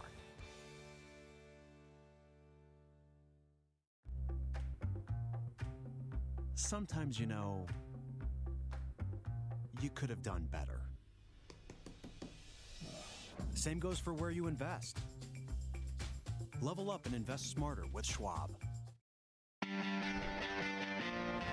Welcome back to Morning Movers. I'm Alex Coffey in for Diane King Hall. It's time for Options Corner, and we're joined here in studio by lead market technician Rick Ducat. And we're taking a look, Rick, at Spotify ahead of earnings. What stands out to you? Well, Spotify, you know, underperforming the communications sector, of which it is a part, and the S&P here. So, like many other stocks lately, pretty tightly correlated to the S&P. So look for any breakdowns in that relationship for potential trading opportunities. The music space in general here, you know, some dispersion. Spotify near the bottom of the pack, though, against the likes of SiriusXM, the outperformer, which is up 22%, while Spotify is down 13%. More recently, we can see that our candle chart shows a triangular type of pattern here. Our blue trend line first, we had a downward sloping trajectory here. However, that's been broken. We had a false breakout here that didn't quite make it into a lasting uptrend here. But now our white trend lines here, one connecting the low point after our gap to the upside and our subsequent lows, as well as the longer upside trend line here that connects the highs. Those are showing that we are converging toward each other in an increasingly narrowing range as we head into earnings here. So some short-term price levels to watch. Relative lows here near 462. Our gap here to the downside near 432. Then to the upside, these highs here and here that come in at 543 and 570. So when we also look at our moving averages that we follow, sideways consolidation clustering together typically shows weak directionality. Pretty typical that you might see something like this heading into earnings. RSI gives a similar trajectory here, moderately above that 50 midline here, but really kind of slowing down as we approach this event risk type of situation here. If we were to break to the upside above our little confluence here near about 510, 520 or so, the 251-day EMA, our yearly longer-term EMA there in orange, stands out near 555 roughly, so that could be a resistance point to watch. Finally, our volume profile study shows that we had nodes that are kind of smaller and more distinct here near about 480, another one here near about 505 or so, and then another pocket here near about 540. So the point of control, the heavy trading area, all the way up here pretty far away, so those are the short-term boundaries to watch out for. Note as well the extremely heavy volume we saw after earnings last time, so if we do see that again, it could signal high conviction. Yeah, and I couldn't help but notice, and you can't see it quite as well on this one, but back here, you actually had a very similar pattern kind of unfold. It did break to the downside. Now, granted, we're near the highs, so perhaps that influenced this a little bit too. But if you're looking for history to perhaps repeat itself, you do have some recent trading action, which of course, that's not promised. Prior trading activity doesn't necessarily indicate anything about the future. Thanks to Rick Ducat. Appreciate it, lead market technician. Let's talk a little bit of options and example trading here with Mr. Tom White. Tom, of course, the host of Fast Market alongside Kevin Hanks and Diane. What stands out here? Earnings, big moves. What are you watching? I think the biggest thing is you look at the pullback, about 34% from those all-time highs that we saw last June. Now, there's going to be some key metrics you have to keep an eye on here. 759 million is what the company kind of anticipates for their monthly active users. That's an increase of about 8 million subscribers, about 239 million premium subscribers. So you have to start looking at those metrics going into this, but the stock has pulled back pretty significantly, as I mentioned, over 30% from those all-time highs last summer. So we're going to look at implied volatility levels. The option market priced in about a plus or minus $45 move either way, about 8.5% in either direction on a one-day move post-earnings. So we're going to use that as our setup. The example trade we're going to look at using the option market, this is still a high-priced stock, right? About $518. So we're going to use the option market to create that leverage, use the different implied volatility levels in a bullish call diagonal that's looking for some upside exposure in Spotify. We're not to the May 15th monthly option, so you got about 18 days till expiration on there. We're going to buy the slightly in the money 515 call, and then against it in the near term, May 1st weekly options that expire in just 4 days, we're going to sell the 560 call. So we're going to buy a bullish $45 wide, 2-week wide call diagonal to the upside. You're going to pay roughly about a $23.50 debit. That's going to be your risk, $23.50. So almost just about half the width of this bullish call diagonal. Anything above about 525 is going to be potential profitability. But why am I paying so little? $23.50 for a $45 wide bullish call diagonal. Well, you're buying about a 70% implied volatility on aggregate in the May 15th 515 call, selling about 112% implied volatility in that May 1st weekly 560 call. So that lowers the input price, but you definitely need to move to the upside, Alex. The optimal price level where you get the max profitability at or near that 560 strike, which is about that 1 standard deviation move to the upside. We mentioned that earnings announcement as well. It's going to have a lot to say about the outcome of this particular example. So we'll see what happens. Tom White, appreciate it. Make sure you check out Tom later on this morning on Fast Market. That's going to do it for us here, though, on Morning Movers for this Monday. Wish everybody a great week, a great morning. We got the opening bell coming up next.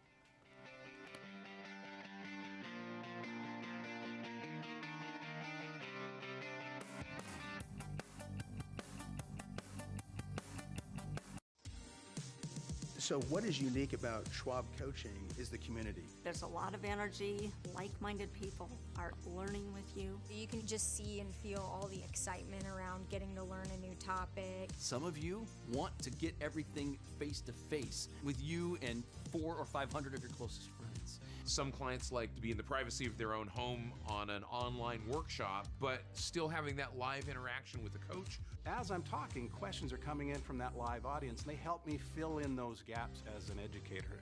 People learn differently, but all those ways we actually teach it all come back to the point of making a difference and helping you make progress. And so that means not just giving you theory, it means giving you the practical implementation using our platforms. So we want it to be fun, we want it to be informative, and most of all, we want you to walk away with a skill set and independently be successful in achieving your goals.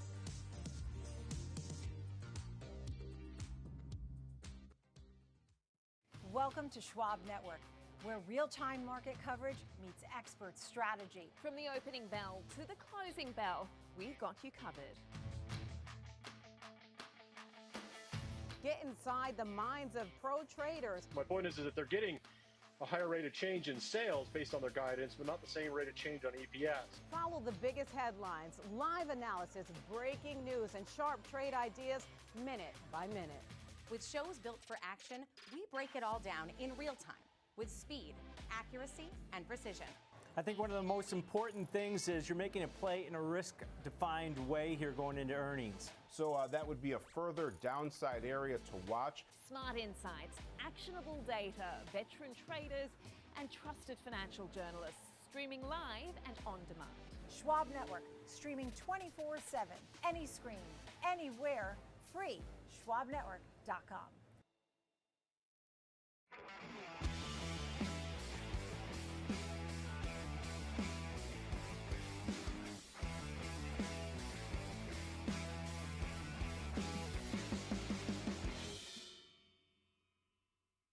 Stay connected to what moves markets. Download the Schwab Network app and stream live coverage wherever you are.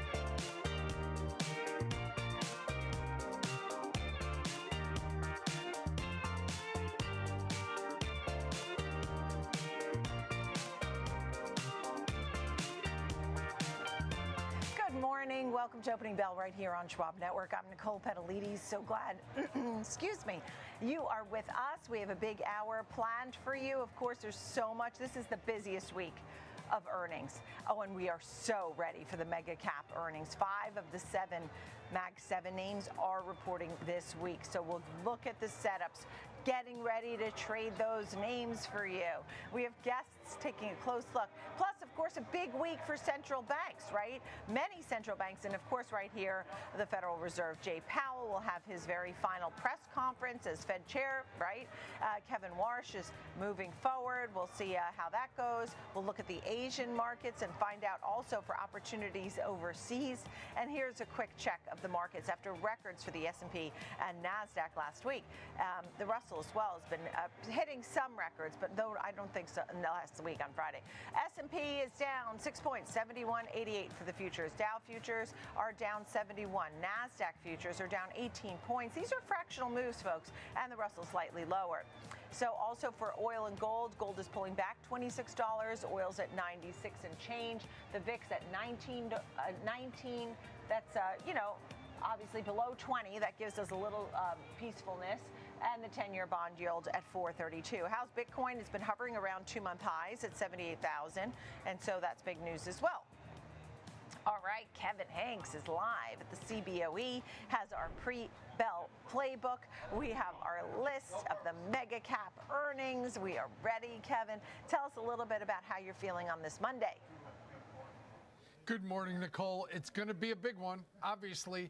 This will be a week of massive earnings, 181 in the S&P, 32 in the NASDAQ. It's not just quantity, it's quality. Wednesday, just Wednesday afternoon alone after the bell, we get Microsoft, Amazon, Meta, Google. Throw Qualcomm in there as it's up this morning. And then Apple on Thursday with also SanDisk and Western Digital. I mean, there's massive names coming out, and that would be a full week. But we have more. We have economic data coming out. We got durable goods and GDP and income and outlays, all those coming out. But that would be enough for a week. But we've got Fed activity here. We've got Jerome Powell. It's going to be his last meeting as the Fed chair, but does he stay for 2 more years or does he leave? What does that do to Kevin Myron? I mean, Tom Tillis has cleared the way now for a Wednesday Senate vote on Kevin Warsh. So Jerome Powell is going to be, finishing the meeting on Wednesday, making the announcement, having the press conference. Kevin Warsh is going to get voted on by Senate banking. So there's just so much coming out. I think it's going to be one of those weeks where every 10 minutes, some news is going to be made. There's news already being made this morning. Shell is buying a Canadian oil company. I think there's news on OpenAI creating a phone. That's why Qualcomm is up and Apple is down this morning. It's going to be data. It's going to be earnings. It's going to be Fed. It's going to be geopolitics. There's news from Iran and Russia now getting slightly involved. So I just think it's going to be one of those weeks where every 5 to 10 minutes, you better be ready for some news headline, Nicole. I love it. I like how you delivered it too. But wait, there's more. And there's more. And you know what? There's more because you have Sam Altman and Elon Musk in court this week. And so people will get to know these two characters even better. So we have so much to cover, and you did amazing covering so many of those names that we are watching. Verizon with earnings as well. Look, with the Kevin Warsh story, if he gets the approval of the committee on Wednesday morning, then he can in fact sit in on the meeting on Wednesday, right? So he has to move forward. Tom Tillis stepped out of the way, as you said, now that they dropped the DOJ investigation to Powell. Stephen Myron, it's my understanding he's out. He's not going to stick around, from what I last heard. So any final thoughts? I mean, you don't expect any moves, or what kind of final words may we hear from Powell? Maybe about Fed independence or something in his last words. Yeah, could it be where he does a broad look of his tenure and what has happened? Is it a wrap-up of his career as the Fed chair, or does he stick to the job of talking about where the economy is, what interest rates are doing? Does he stick to script like that? So, yeah, it's going to be fascinating. Who knows what Jerome Powell is going to say or do? Yeah, most people think that Stephen Myron is going to back out and go back to his job in the Trump administration, but it's hard to say. He's been a good ally for what the Trump administration wants with interest rates. So, there's another thing to happen throughout the week. Then we're getting the Bank of Japan is coming out with an interest rate decision tonight. The Bank of England and the ECB are both this week, so we'll get that as well. I think there's, like I said, this is going to be one, mark where the S&P, the NASDAQ are right now, mark where they are at the end of the week, and see the volatility. The VIX is sitting up at 19. It's been higher, but it's certainly elevated in terms of implied volatilities. But you've got markets at or near all-time highs and, frankly, overbought in terms of momentum. So it's going to be a massive week, Nicole. Get ready. Yeah.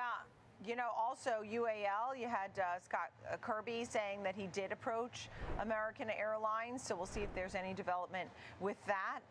You had a global partnership of Peloton and Spotify. We have so many different little pieces of news. Iran, I mean, it seems, you know that President Trump canceled the envoy on Saturday, did not go to Islamabad. I guess talks are still happening, over the phone. There's headlines like Iran coming out this morning and saying that they feel they should have the right to police the Strait of Hormuz. Well, that's never going to happen. Then you've got an email or a headline that Vladimir Putin says their supreme leader, Iran's supreme leader, reached out to him this past week. So there's so many headlines. We haven't even talked about geopolitics, the fact that crude oil is starting the week up around 2%. It was up right on the open Sunday night in futures, up 2%, got down to below 1%. Now it's rallying again on headlines this morning. Headlines will always move that market, but this might be a week where other things move the market just as much. Think about just one term, CapEx spending, right? A quarter ago, we reacted negatively to CapEx spending. Is it going to be a better reaction? If they're more responsible, does that hurt NVIDIA? It's a tricky little place we find ourselves in the market. Market doesn't like too much CapEx spending, but if they decrease it or are more responsible, does that hurt NVIDIA? So there's so many different topics we can talk about. How much time you got today? Yeah, well, that's true. And, even OPCO, which pulled the number back on Microsoft, they have a 515 from 630. And they were saying, look, we're going to look at the CapEx spending. We do see a favorable earnings coming out from Microsoft this week, but they had the M365 disruption, what's going on with AI. So they did pull back. So we'll see. And they did mention the CapEx spent, and that's something that's real. Okay, Kevin Hincks, it's great to see you there live at the CBOE this morning. Thank you. Let's get to Jenny Horn, host of Next Gen Investing, taking a look at some of the big names and moves and Qualcomm. And we talked about Qualcomm getting a bid, right? Let's hear about that. Yeah, and definitely one that's in need of a bid, frankly, Nicole, as we close out, of course, what has been a very lucrative month for a lot of these tech-exposed stocks. Qualcomm has definitely been caught up in some of the strength we've seen with, a 15.5% move, but still does remain down about 13% roughly on the year. So important to keep that in mind. We've underperformed, but seeing at least some nice price activity this morning, especially following news that we got Overall, some reports that OpenAI is working with MediaTek and Qualcomm to develop smartphone processors, with Luxshare as the exclusive system that is co-designing and manufacturing these products. And so mass production is expected now in 2028. And there also are reports that have been posted, at least to X, that say that MediaTek and Qualcomm are processor co-development partners and could benefit from some of the long-term replacement demand we're expecting from that deal. And so again, this is just further solidifying that right now there's an appetite for these further developments, especially this was per a TF International Securities analyst that just highlighted some of these industry checks, and right now working with OpenAI again. But right now, Qualcomm shares rose as much as 11% pre-market. They've come back to earth a bit more now as the dust has settled here, but have not heard directly from Qualcomm or OpenAI or Luxshare on the matter. But seeing a pretty nice pop here, especially, again, suggesting reports that they could be going after some of these higher processing smartphone processors and working with OpenAI is just the latest string of headlines we're getting about more and more of these forces joining hands. And it does seem like the market seems to read it as better to working together than going against each other and being rivals in this space that is already fairly competitive and fairly saturated at this point, Nicole. Yeah, up 8.5% today. You know, Olivier Blanchard, over the last year or so, always used to say, Nicole, you know, Qualcomm is going to be in this game. It's going to be in the AI game. And sometimes I would say, you know, I'm still sort of waiting for the big development. For the participation, and, I know. I mean, you know, and I guess this really, you know, now you're talking about hardware and AI. And this could be a changing moment. Maybe this is really it, you know. Let's talk more about the trial set to be underway. Okay, so the years-long battle, as we have known, that has been very heavily publicized between Elon Musk and OpenAI is finally going to court today. And so jury selection in the lawsuit is kick off today in the U.S. District Court for the Northern District of California. Opening arguments are expected to begin on Tuesday, but the witness list of both sides is, I mean, like a really just the laundry list of who's who in tech heavyweights, including Elon Musk, of course, CEO of OpenAI, Sam Altman, Microsoft CEO Satya Nadella, and depending on how these plaintiffs decide, Musk could also take the witness stand as early as Tuesday. So in this suit, Musk does allege that Altman, of course, as well as the OpenAI president, Greg Brockman, as well as others, that he is accusing of misleading him about the company's plans to transition from a nonprofit to a for-profit business. Microsoft, which of course is one of the largest investors of OpenAI, is also named as the defendant in the case. Now, keep in mind also, Elon Musk was several years ago a co-founder of OpenAI, but has since been very vocal about some of the practices of the company and also the ethics of that really are driving so much of the concern around right now the continual build of AI and these large language models into our daily lives. And it's interesting because it did feel like almost a bad breakup at first when he was criticizing Altman, criticizing the ethics. But I do think that he's always raised a good point of like having to monitor something, a technology that can grow smarter than humans. There does need to be regulatory framework, which is sort of where he's always come from. But obviously, Musk has a lot of opinions, so it'll just be interesting to see what this lawsuit does really do and what it shakes out for, I mean, Tesla shareholders as well as just those that are following, of course, Sam Altman and OpenAI very closely. But does set a very interesting stage, especially when we'll hear directly, at least we're expected to, from some of these major tech titans, like, again, CEO of Microsoft, CEO of Tesla, and Elon Musk. I'd be very curious to see how this does shake out, but it will be, I'm sure, more of a long time in the making to see some further developments, Nicole. Yeah, and you know, there's also news, David Faber on CNBC talking about OpenAI amending its deal with Microsoft and now being allowed to now serve, OpenAI can serve customers across any cloud provider. And there are more details to this between now and the end of the decade, but this is a new development this morning. It talks about revenue share only through 2030, adding some caps as well. So we'll get more details on it, but it does allow OpenAI some more freedom and to serve customers across any cloud platform. So wanted to get that in as well. Good to see you, Jenny Horn. Thank you. Coming up next, we'll get you ready for the trading day. Franklin Templeton's Dina Ting is with us. We'll be right back.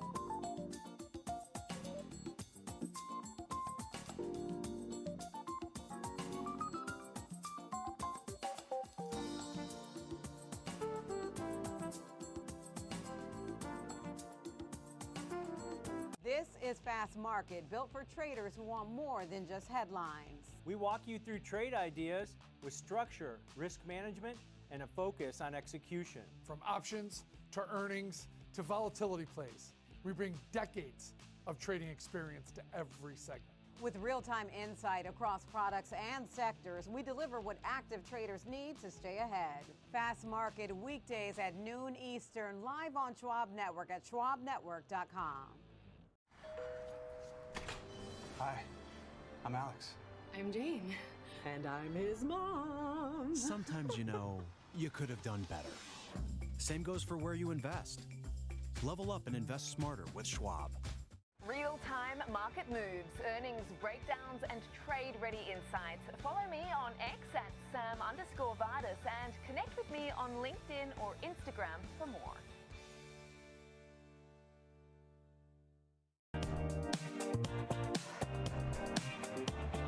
Welcome back to Opening Bell. Getting ready for a busy trading day ahead. Joining me right now, Dina Ting, Head of Global Index Portfolio Management at Franklin Templeton. So glad that she's with us because that has a great grip on U.S. and international as well. I mean, let's just start here at home. You did see some of the major averages hitting records last week and, climbing the wall of worry. You have a war going on, but some of the fundamentals and the earnings, a lot of the folks say are pretty good, but they are concerned about CapEx spending. What say you about the run-up we've had, and are you feeling more optimistic about U.S. markets or a little more cautious, or what? Yeah, it's interesting that you mentioned all the different conflicting narratives that we have, and yet the U.S. market at an all-time high. And I think what for investors to look at is how can you potentially ride this volatility and perhaps start to diversify. Now, the U.S. market, of course, earnings will deliver as we expected, or maybe not, because right now, one thing for sure is inflation, right? And we have yet to see how that impact will look like in the longer term. But looking outside the U.S., there are opportunities out there, especially when the correlation is lower and valuation is more attractive. There is a chance to look outside the U.S. for a way to diversify your portfolio. Would you be looking outside the U.S. right now? Yeah, I think so. And if you look at the returns, yes, the U.S. has come back, but international market actually has delivered stronger performances. You see markets such as South Korea and Brazil, and even Japan, right? They're all delivering in terms of the absolute return. And I want to go through some of the ETFs that you brought to us today. There was a report about Taiwan, and that and I don't even know why it came out. It was sort of, haphazard. I don't understand. It came out during the time that we were, about a week ago, we were using so many of our weapons and materials from home here in the U.S. that if China were to invade Taiwan today, that we might not have the power that we need to help Taiwan, our friends, right? Is that possible? Do you think that's likely in the next 12 months that China may shake it up with looking at Taiwan very closely and even sort of trying to take it back? Yeah, I think Taiwan has been a flashpoint for many years, right? But I think it has a strategic importance for both parties, both the U.S. and China, which makes it seems like none of them will be irrational in their behavior. But as you know, nowadays, you never know what really happens. What percent chance do you think China makes a move between now and like the end of the year? It's hard to 50-50 or more than that? It's hard to put like a percentage around that. But what we see is the fact that in Taiwan, there's the strategic importance of the semiconductor chips manufacturing that is needed by both the U.S. and China. So if you look at the other area where the war actually took place, they are less so in terms of that strategic importance. Well, let's talk about the Taiwan ETF, FLTW, right? Your Franklin Templeton FTSE Taiwan ETF. this one has been on an upward trajectory there. Continued upside? I mean, do you look at these ETFs and think 10% more by a certain period of time? What's your projection for this kind of ETF? So for Taiwan, the primary driver is the AI capital spending and where Taiwan plays in that regards. So we think that that strategic importance is still a competitive advantage that is harder to overcome. So they have something special. This is not something where another company can change or become a competitive leader in 3 to 5 years period. Right. There's that strategic importance, like there's that moat that people sometimes think about in terms of creating that competitive advantages, especially on the higher, the more sophisticated piece of that semiconductor chip that is needed for the AI build out. We'll be hearing from the Bank of Japan this week. We've seen some of the indices in Asia hitting record highs, like here at home. You have the FTSE, you have the Franklin FTSE Japan ETF. Where do you think that is headed? Yes, so Japan is quite interesting, right? We are finally hitting a high after a big lull. I think the last high a long time ago was probably in the 80s. But Japan now, with the new leadership that is more pro-growth, is going to be spending the capital that is needed, and they also have the aspiration to become a bigger player in the semiconductor. But they are now a big player already in the ecosystem. They have the semiconductor test equipment as well as the material that comes into that.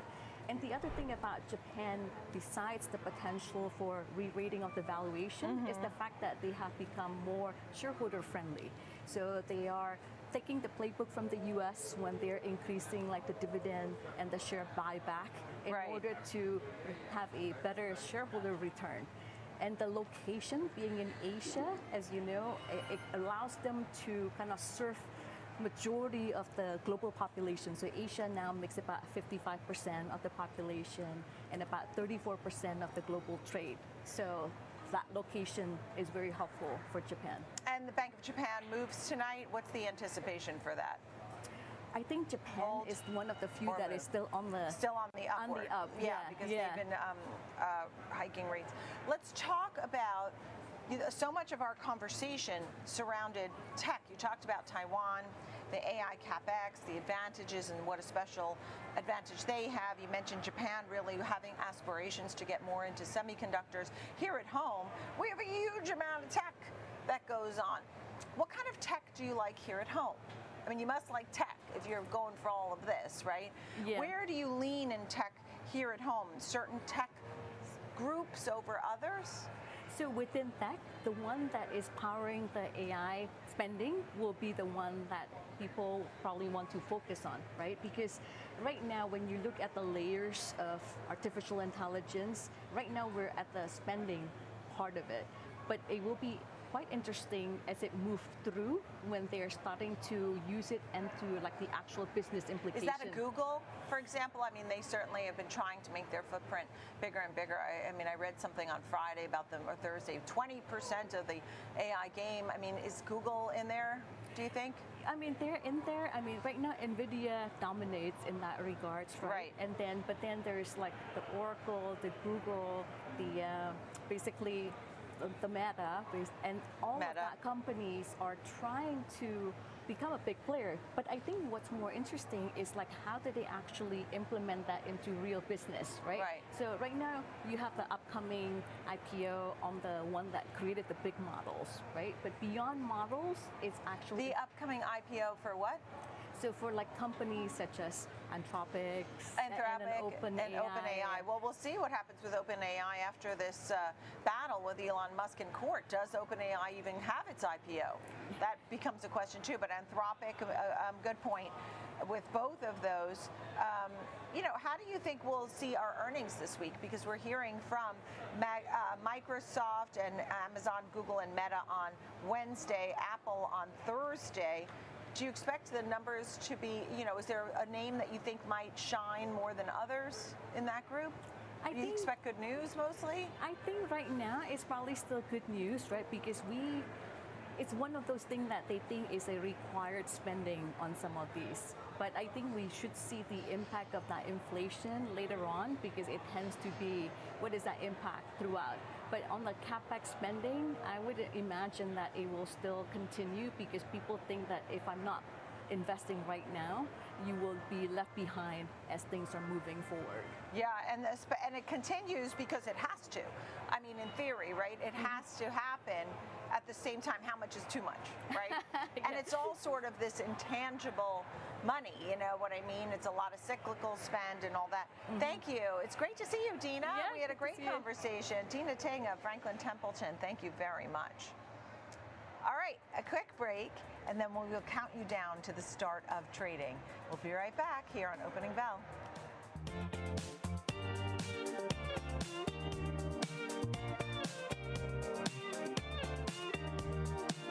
I'm Marley Caden, live from Chicago. We're tracking market movers, earnings reactions, and what traders are watching next. Stream Schwab Network live at schwabnetwork.com.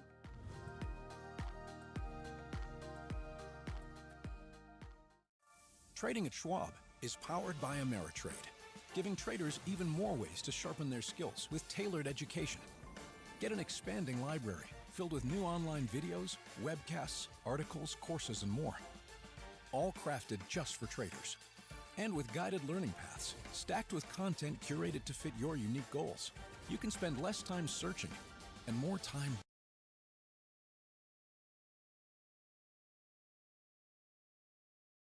I'm Diane King Hall on the floor of the New York Stock Exchange. When markets react, we are live with analysis that matters. Watch now, only on schwabnetwork.com.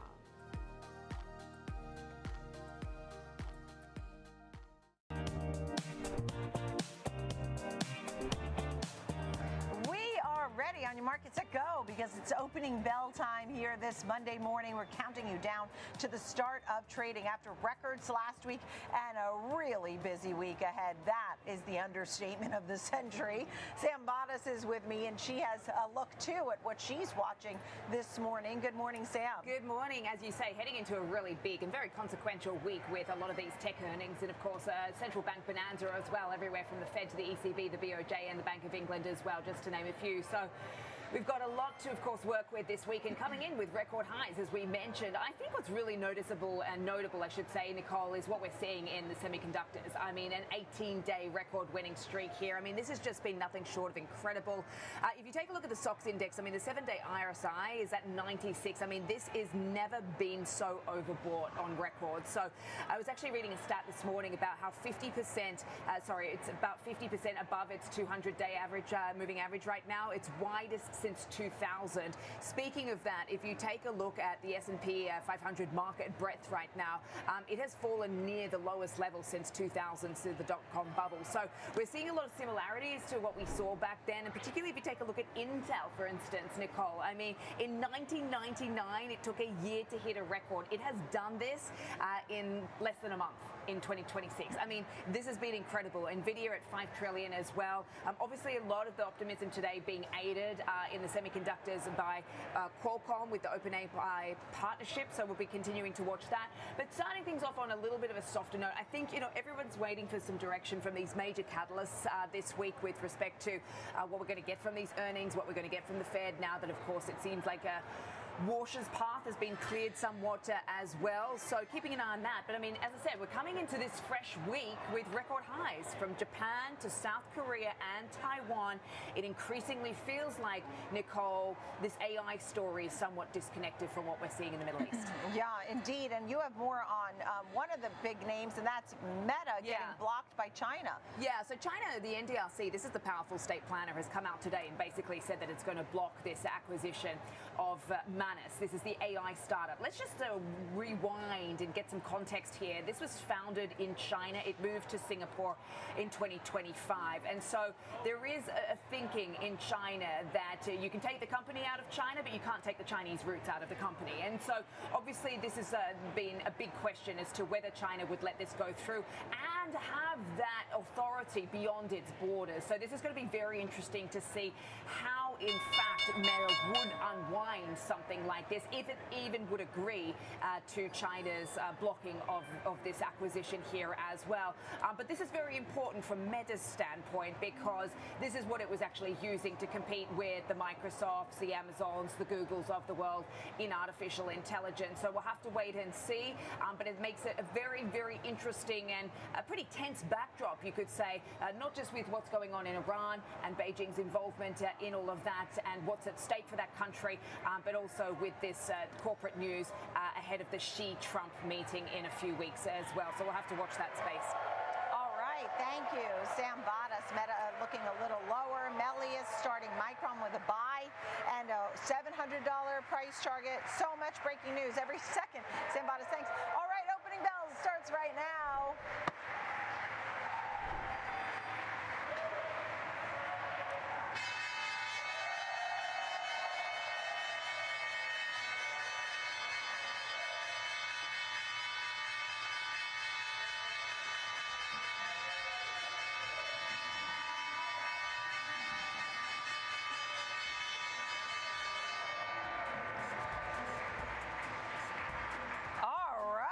That was a long bell, right? You really feel like you're really ready for Wall Street now. Mixed bag here this morning. The S&P 500 starts with a down arrow, down 8 points, down 1/10%. The S&P's at 71.56. The Nasdaq pulls back, down 20 points. The Dow Jones Industrial Average down about 70 points, and the Russell squeezing out again. I mean, some of the best performers: Qualcomm. We talked about the new phone. Micron. I just mentioned the positive comments from Melius Research. SanDisk. We also have some upgrades, and we'll hear from that company later in the week. SanDisk and Seagate. Actually, George Silas is coming up to tell you more about those names, so I'm excited that they are in the top 10 here.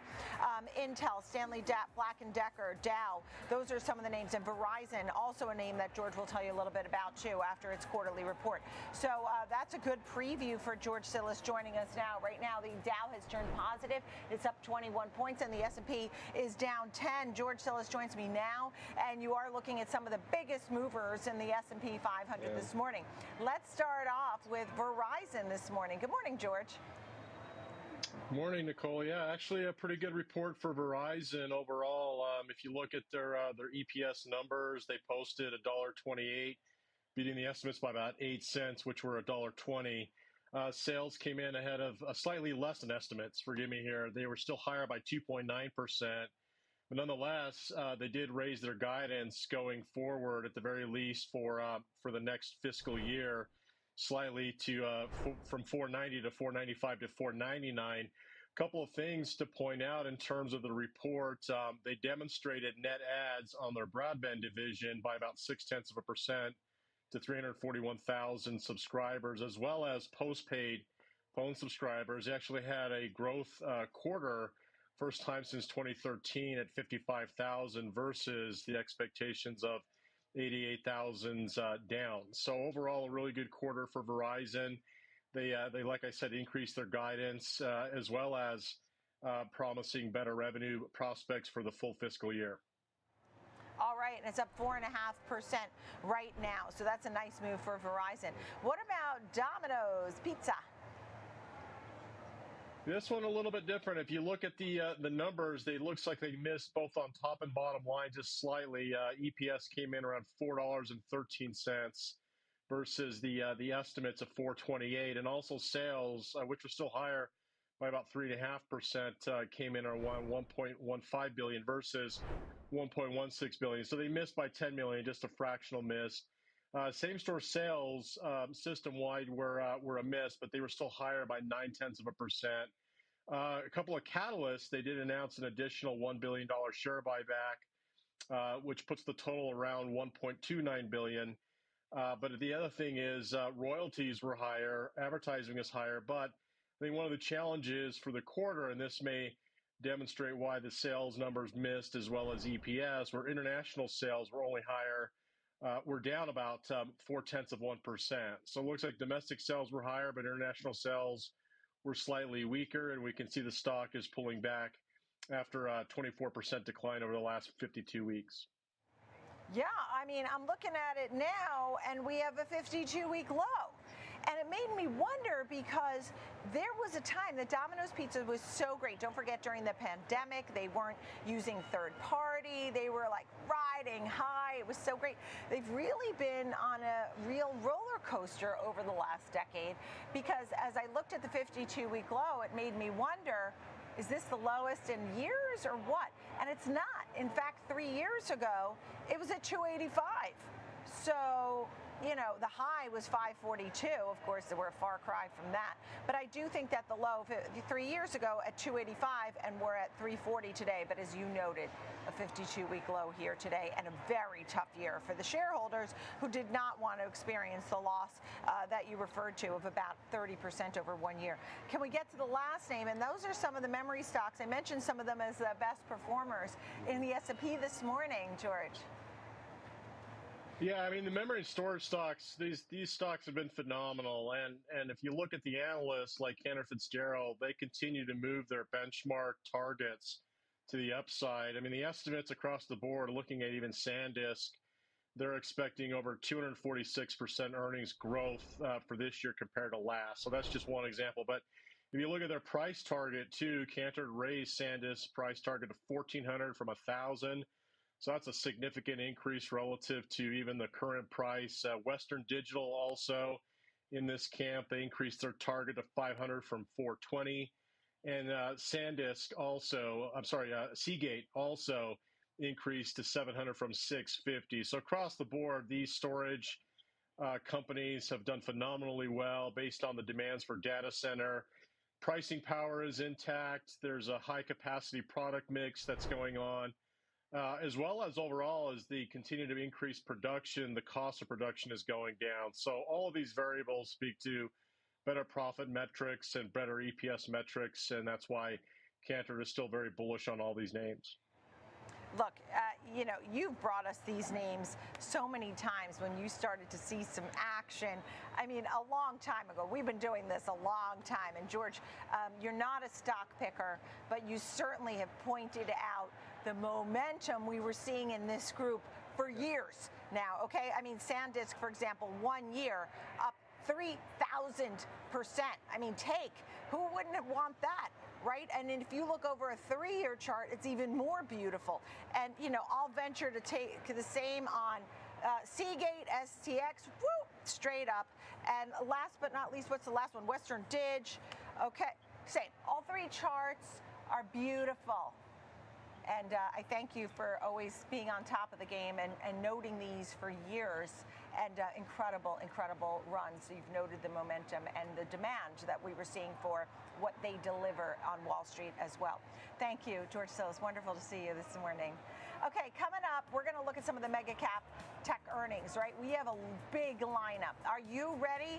I'm ready. It is the biggest week of earnings, so let's dive in. Opening bell. We'll be right back.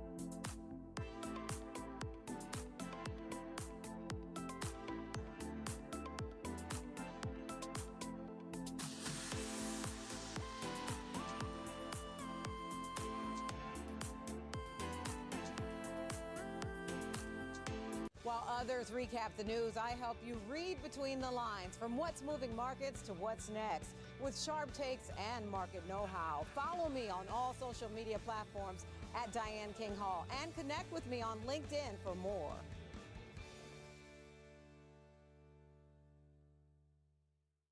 Kick off the morning with the data and the decisions moving markets.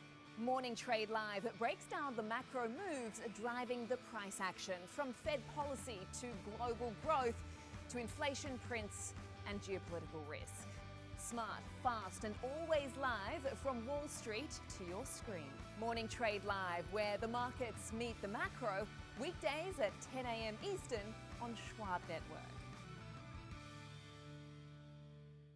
Live insights, actionable data, and market-moving analysis. Schwab Network connects the headlines to the why in real time. Watch free 24/7 at schwabnetwork.com.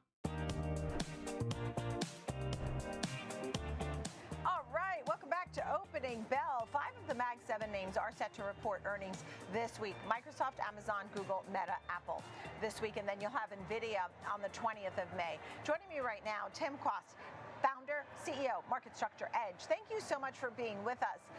You know, there's a lot of excitement about these names, that they're in the right place at the right time. There's also concern about the CapEx spend. It's needed, but how much is too much? And when do people really look to those companies and say, where's my return on investment? You're spending so much. What say you about this group? Well, good morning, Nicole, and morning to Sam as well. Nice to see you both. Thank you. Well, keep in mind, I look at the market quantitatively. You know, when we think about what drives shareholder value, ultimately it's money. It's flows of money. One of the inputs is fundamentals.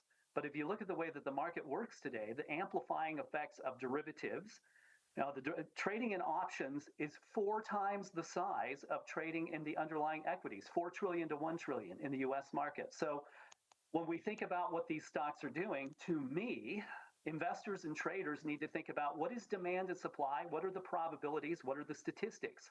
And these stocks have a propensity to behave in a predictable way. So they're very good stocks and they produce a lot of return for shareholders.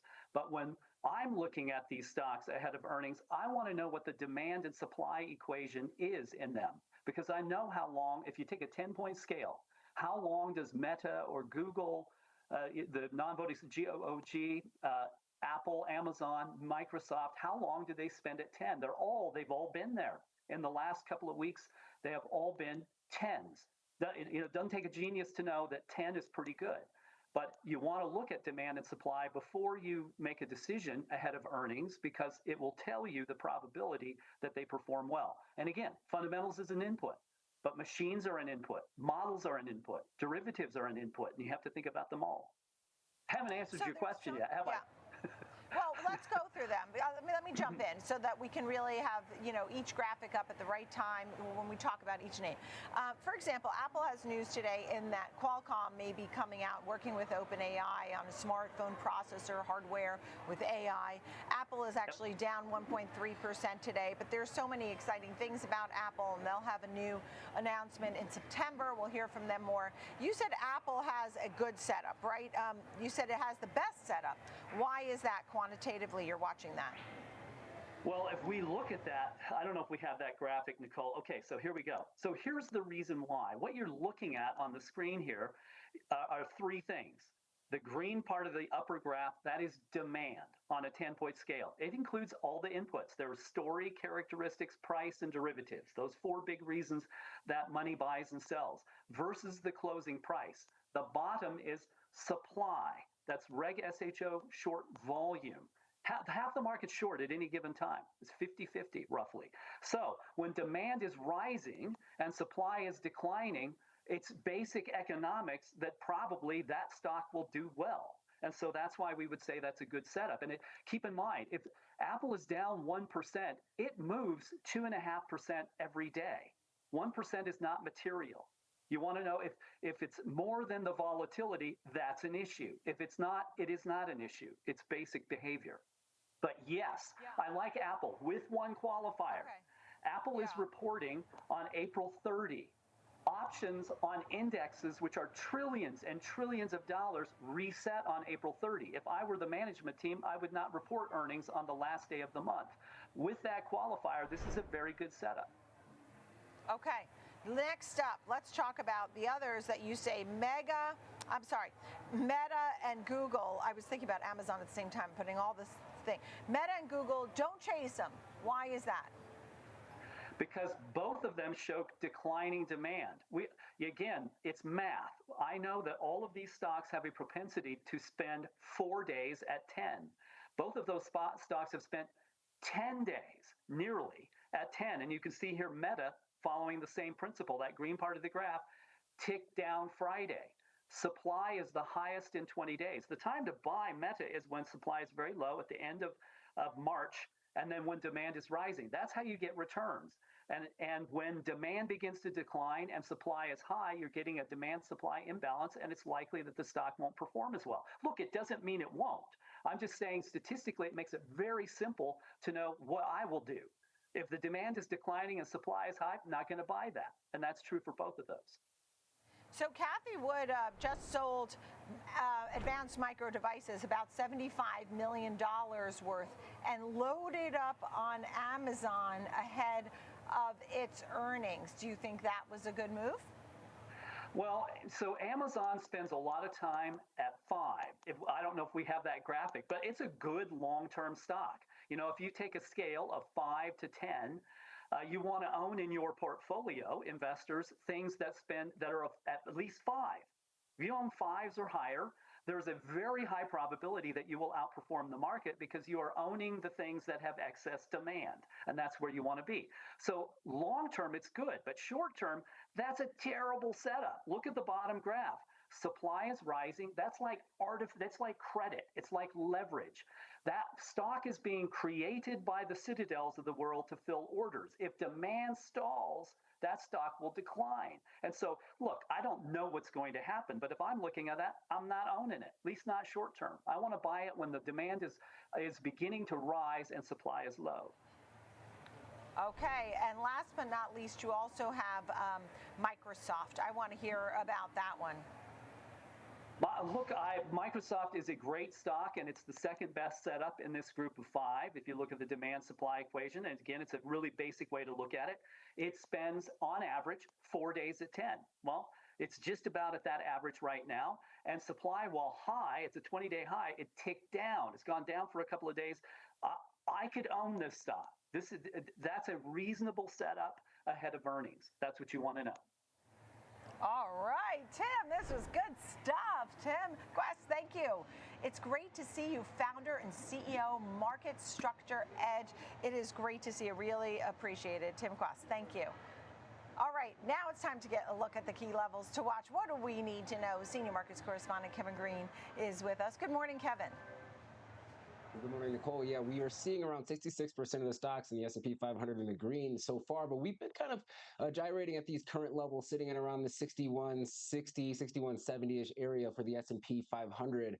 If you're kind of looking at the levels to the upside, or the level to the upside that I'm going to be focusing on is the 7200 level. That is actually where we saw the bulk of the call activity early this morning. Your first area of support, 7130, and then a breakdown below that, you're looking at 7100. We've been pretty much trading in a consolidated range for pretty much all of last week. Friday, we saw a little bit of a breakout of that range.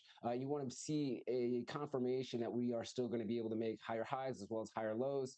And if we're able to do that on the back of semiconductors, which has been fueling this rally, as well as the mega cap tech names, you can make the case that the move can go higher. Now, the only thing I will say, Nicole, for the earnings this week, if you look at the reaction of the market post earnings a week later, we actually have seen minor pullbacks in the S&P 500. We have a very high bar going into the Mag 7 names. Really hard to try to beat the whisper number on the street. And I think that probably could be your catalyst for volatility this week, if that's going to be the case. Okay. And before I let you go, gold is down about $32 right now. What are we seeing gold? Why is it moving? Yeah, we continue to see it kind of consolidating here. Actually, if you're looking at a 3-year weekly chart, we see back in about middle of March, we had this nice hammer candle. We did break through the 20-week moving average. Now that 20-week moving average in blue has been acting as an area of support, and it seems like we are still breaking down with the RSI making lower highs, MACD in a bearish formation, at least the first setup where the 12 EMA is below the 26 EMA. You're kind of looking at maybe a retest of this 4,450 level. That would be your first area of support, and then going back down to that 50-week moving average here. But gold has not really been risk on in this equity rally. We are still seeing kind of an unwinding of this trade that has been a really good one over the last year and a half or so. All right. Kevin Green, great to see you. Thank you so much. Good luck there. Okay, S&P right now is down 10. Nasdaq's down 1/3 of 1%. And now we go to our market meetup panel. Alex Coffey, Joe Mazzola, big week ahead. I mean, the busiest week for earnings, of course. Joe Mazzola, head trading and derivative strategist at Charles Schwab. I'll start with you. How do you feel? Because it was really interesting. I had a great conversation with Dina Ting of Franklin Templeton, and she was looking abroad even more than the U.S. One of her concerns was inflation, but was feeling ultimately pretty good about tech and all that. What are some of your thoughts, and what are you watching? Well, I'll start with tech because I think that's a pivotal component this week, with the Mag 7 and the fact, I know you were just talking with Kevin about this, but look, we've had 18 straight days of the SOX rally. It's taken it up 47% during that time. So when you look at something like that, it's pushed the SOX PE up to around 60 times forward. So look, there's a lot of goodwill already built into those stocks, especially on the semi side, heading into the earnings. Let's not forget, even though we talk about the hyperscalers as being the big events, Wednesday we get Qualcomm too. Qualcomm's up, a good $5 or so today off of the news around a potential phone coming out of OpenAI and them supporting the chips behind that. But there's a lot of good news already priced in. I think the mechanism of the market to price out risk right now is pretty astounding when you think that it was just a couple of weeks ago we were trading 6,300 in the SPX, and here we are pushing towards all-time highs. We've seen a lot of that hedging come out of the markets, a lot of upside call buying, just a lot of what I would call a little bit of exuberance heading into what is really a kind of a pivotal week in terms of the earnings. And that's not even to mention any of the macro stuff. I'll leave that to Alex, but there's just a ton on the plate this week for markets to digest. And right now you're just not seeing a lot of concern around that. So it'll be interesting to see if that plays out. Yeah, and I was just looking, we talked about Cantor Fitzgerald raising those memory stocks, SanDisk and Western Dig and Seagate, and I see Wedbush raised the price target now up to $530. The stock's at $399 for Western Dig.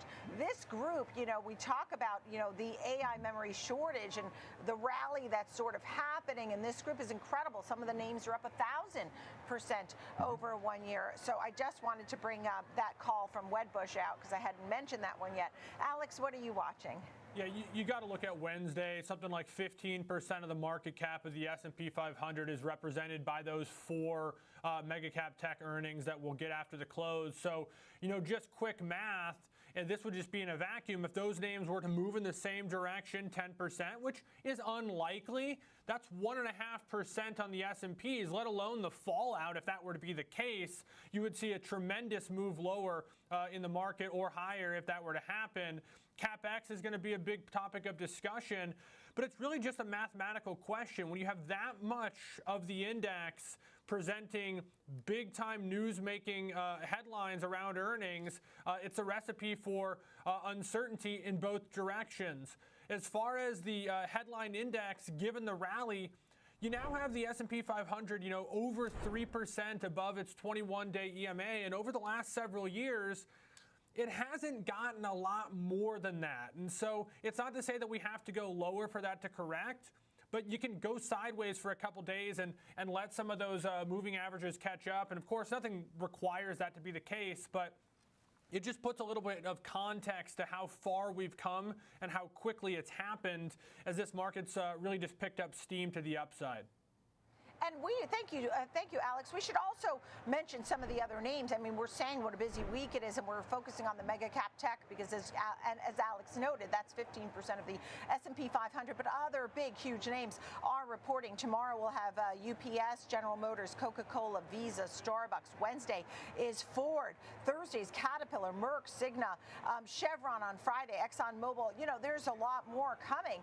And I think about these names. We get ready. Another thing that I'll add in, and then you say, Joe, what you think. I thought it was interesting that Tim Quast said that Apple it's interesting that it reports on the last day of the trading month, on April 30th when the options expire. I never really thought about that. I thought that was an interesting point. What say you about some of the things I brought up, or anything else you'd like to mention? Sure. Well, let's cover that first, and then I'll spend a minute kind of talking about the other stuff on the docket this week. Look, just the options market in general. If you're kind of looking at expectations for this week, Implied volatility is around 13% for the Wednesday event in terms of expected moves for that that entire cohort. But then afterwards, it actually jumps, which means that on Thursday, post earnings, they're expecting a little bit of a bigger move, and I think that's interesting because it does show that the options market is expecting some movement from those names. I think that makes a lot of sense. Now, what could that mean for Apple on the day of expiration? I think that's interesting as well too, because traders are going to have to kind of position their books accordingly should there be some big swings. But let's not forget, Nicole, wrapped around all of this, we still have a Fed decision. We still have a vote on Kevin Warsh, which at this point seems like it's likely to be a done deal that he's going to get elected. It's going to be interesting to hear whether or not Chair Powell mentions whether he's going to stay on for his additional 2 years. All of this stuff. And here we are, kind of focusing on earnings, which makes sense, right? That's been the driver of the market as of late. Oh, and by the way, we still don't really have any type of Mideast conflict resolution. So there's a lot of stuff for the market to digest this week, not to mention GDP numbers. We get PCE numbers, as a look at the Fed's preferred look at inflation. So just a lot to tackle. It's going to be a busy week for you, Nicole, and it's going to be a busy week for everybody. All hands on deck, all right? Nobody gets to call in sick. Oh, I never call in sick, right. But hey, we're all ready. But I think that you make a good point. I think that would be the biggest piece of news ever if Jay Powell says, I'm staying on.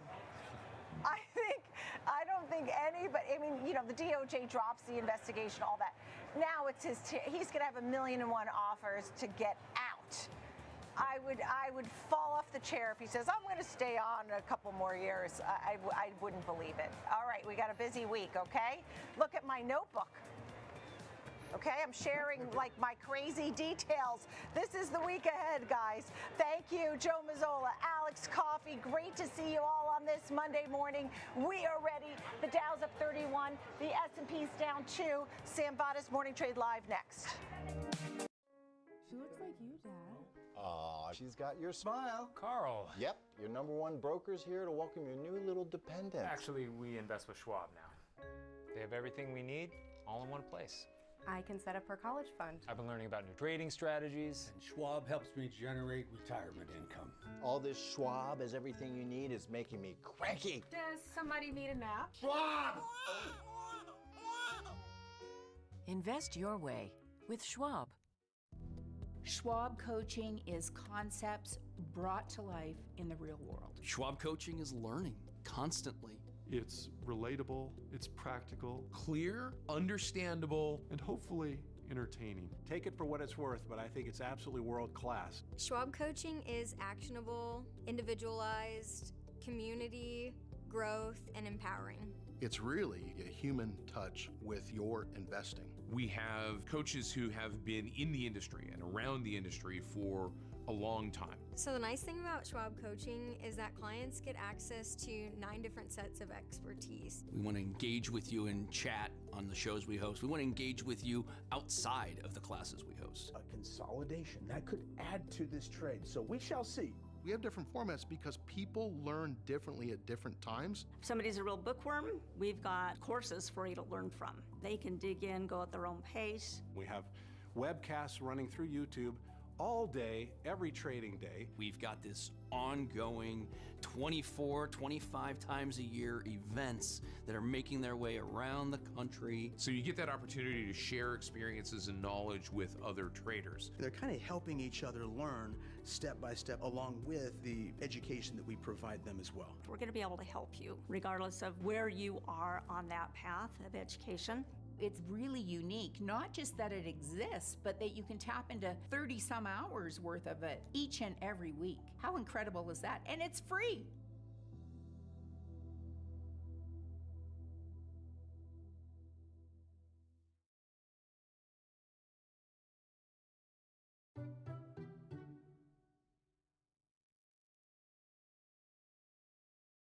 Live insights, actionable data, and market-moving analysis. Schwab Network connects the headlines to the why in real time. Watch free 24/7 at schwabnetwork.com.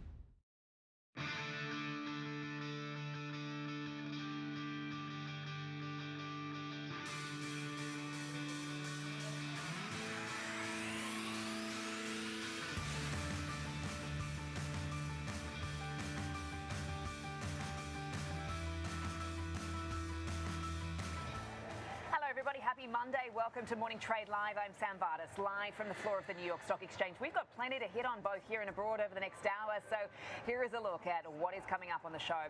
We will dive into a very big week ahead for the Fed and get you all the updates on the confirmation process for Kevin Warsh ahead of Wednesday's Fed meeting. We'll also have example trades for CrowdStrike and UPS over the next hour. CrowdStrike higher today after an upgrade over at Mizuho, and UPS planning to report its latest earnings tomorrow morning. We'll discuss all of that. For now, let's take a look at where markets stand around half an hour into this fresh trading week. And of course, coming off the back of these stalled talks, however, we do have Axios reporting that Iran is offering a deal to the US. So we have some cautious optimism, you could say, heading into this fresh week, and a very consequential one with that, with a number of our Mag 7 members going to be reporting, and then of course a lot of central bank updates and decisions as well from the Fed, the ECB, the BOE and the BOJ. So it's a bit mixed, a bit range bound as we get up and running. Looking for some direction today. We are coming off, of course, record highs for the S&P 500 and the NASDAQ. So we'll continue to watch things throughout the course of the day and the morning for you. Let's look at foreign markets right now, because even with higher oil prices, we've seen a degree of resilience in some of these foreign markets. Right now, we've got the Nikkei 225 that, of course, closed up the session at a record high. We had the Hang Seng Index slightly lower. We'll talk about some of the China news later in the program, but currently trading right now, the FTSE and the DAX are heading in opposite directions, just with fractional marginal gains and losses there. So a bit range bound, as we can see here, as of course we continue to keep an eye on some of these conflicting and uncertain headlines regarding the Strait of Hormuz and this Middle East conflict. Let's take a look at some of these futures products as well, because as I mentioned, a very big week ahead of us. Let's start with crude oil. That's the big story, up 1.5% right now at $95 a barrel. We've got Brent currently trading at 107 as well. So that's no doubt keeping a few things in check here when it comes to equities. 10-year yield pushing a bit higher this morning for us as well, 431. We've got a lot of data out this week, and of course that Fed meeting could be a potential big catalyst. The Dixie coming off a bit. It's slipping there, as you can see. We're at 98.18. Gold lower as well, 47.08. Bitcoin at 78.1 right now, so just fractionally higher in the session as we speak. So that's a quick look at how markets are faring as we get up and running for this fresh trading week. Let's get out to Kevin Green, who joins me now to get us across some of these headlines. All right, let's check out Bitcoin. With respect to these talks, it didn't look like we got much out of that. Just walk us through what you're seeing in the subsequent price action in oil and equities today. Well, Sam, it seems like the last 2 or 3 Fridays we've had the same setup. We get optimistic about talks over the weekend, and then we do see a breakdown. And then overnight, especially on the Sunday night session, we usually...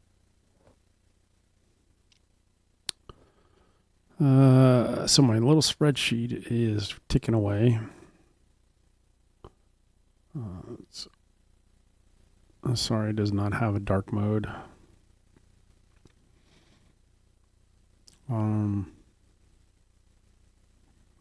NVIDIA, AMD, recommends buys on all those with volume. I built a volume analysis for it as well. So I go here and I say I want to update.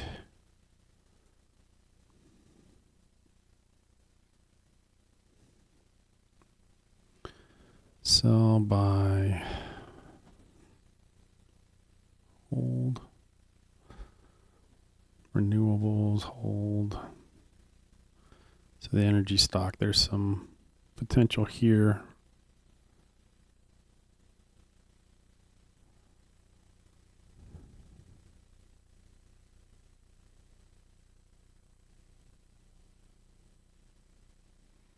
To buy or buy and hold. To oil sell. I believe that's I don't know what that is. I don't know if that's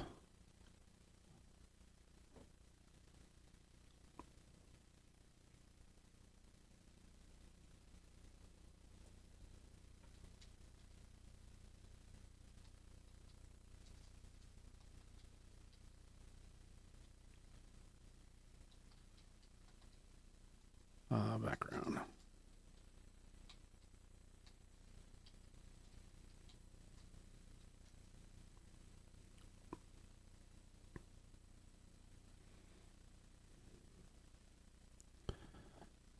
working from the stock data. I'm looking at potential details like stock tickers and pricing information. Strong bullish settlement. The stock is currently raised as a buy with a market status identified as a buyer's market. Significant trading activity.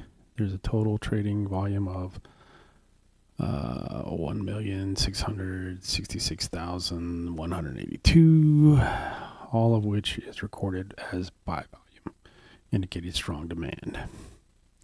Detailed data points, current price, buy, buyer's market, company background. Let's just have it read it.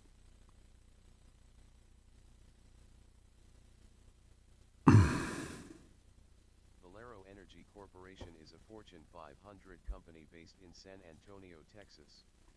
It is one of the world's largest independent petroleum refiners and a leading producer of low-carbon liquid fuels. Valero's operations include refining, processing crude oil into gasoline, diesel, jet fuel, and other petrochemical products through its network of refineries in the US, Canada, and the UK. Renewables. It is a major producer of ethanol and, through its Diamond Green Diesel joint venture, one of the largest renewable diesel producers globally. Logistics, managing an extensive network of pipelines, terminals, and storage assets to support its refining and marketing operations. But that's a fuel company, but... Alright, so then what is the...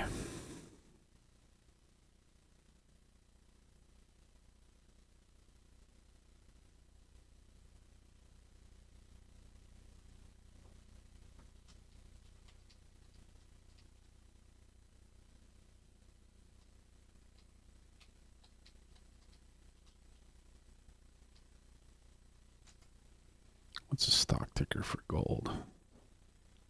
I don't think that was right.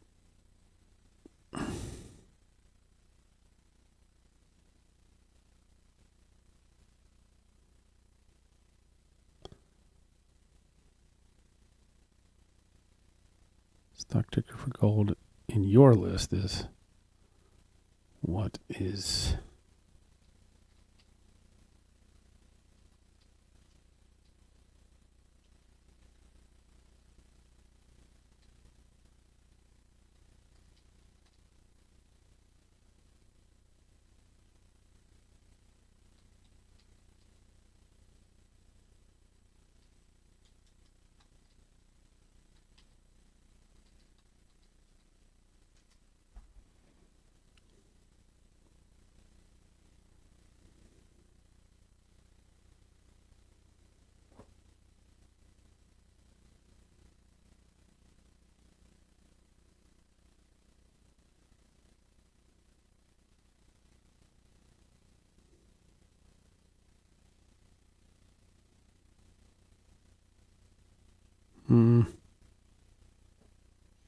Stuck on my sheet.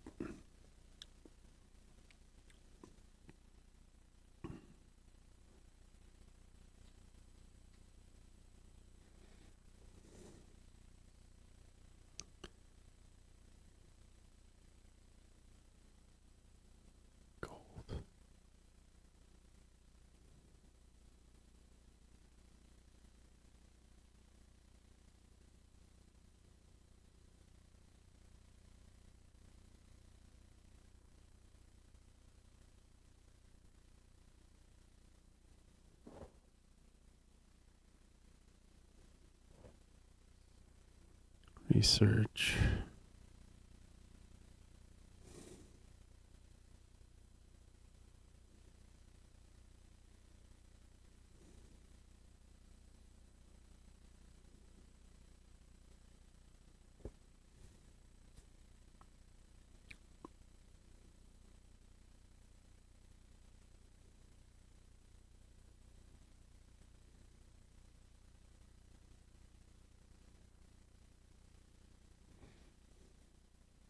Huh. I don't think that's right.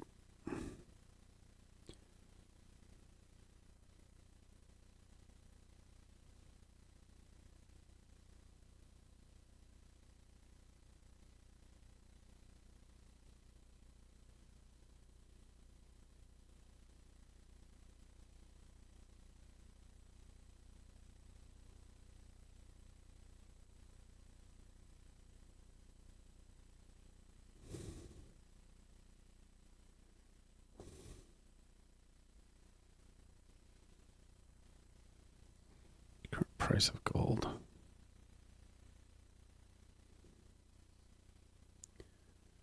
INX.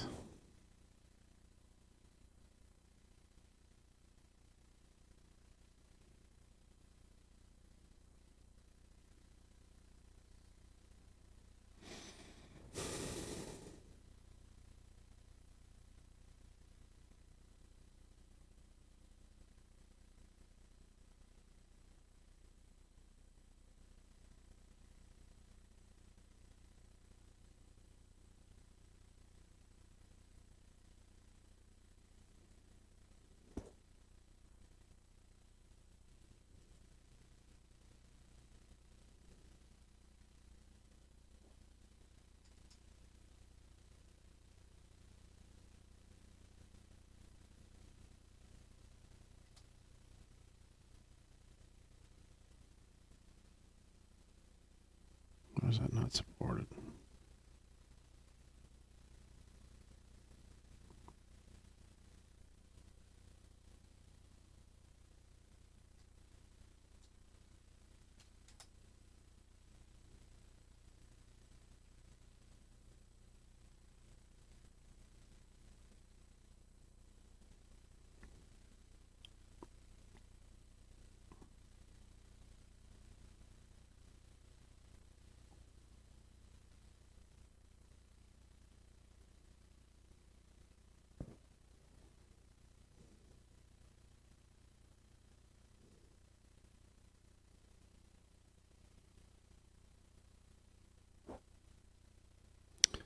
Why are the prices rising in 2026? It's to trade, to watch. DAX gold forecast, 2 trades, to watch.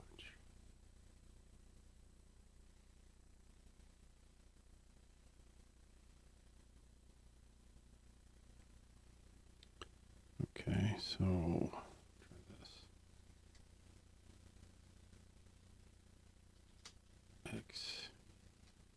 XAU.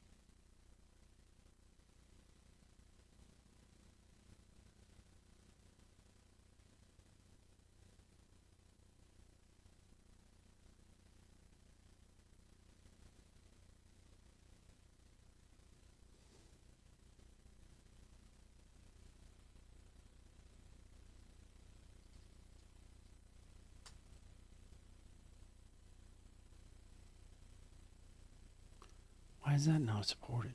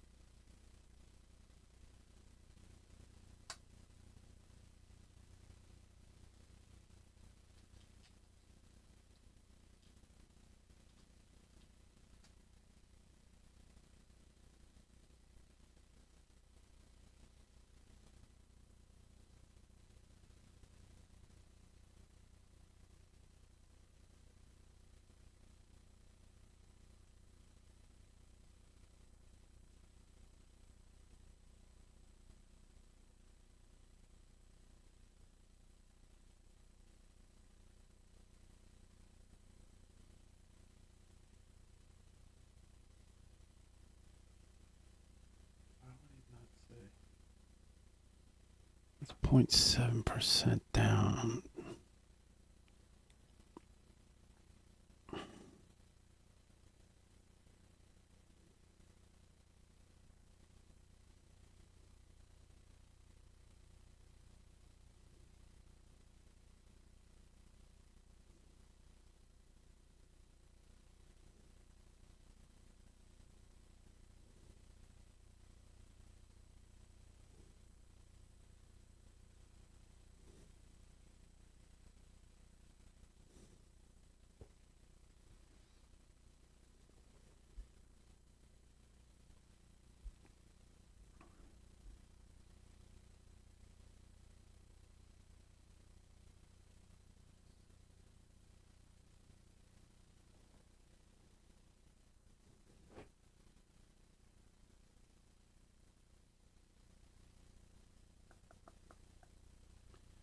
Gold is still, it's like 4,000. Fell 0.5% to 4,000. It was at 4,686 and it fell to, wait. How's it go? What?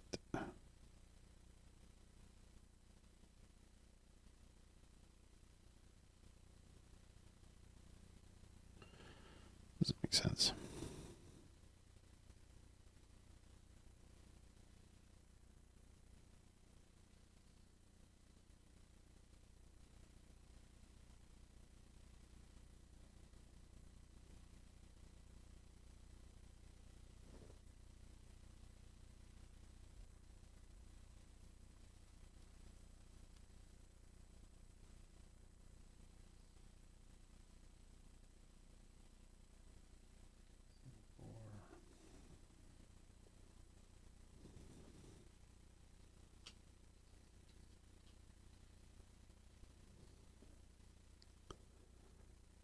None of those are.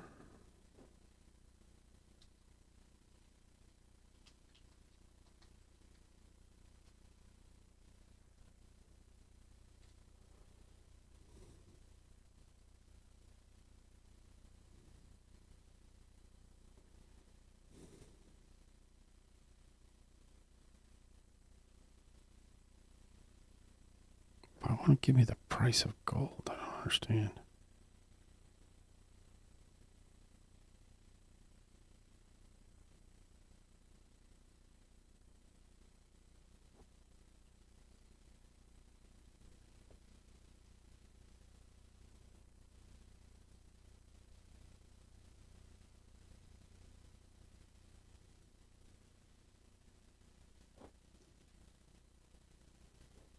That's supported.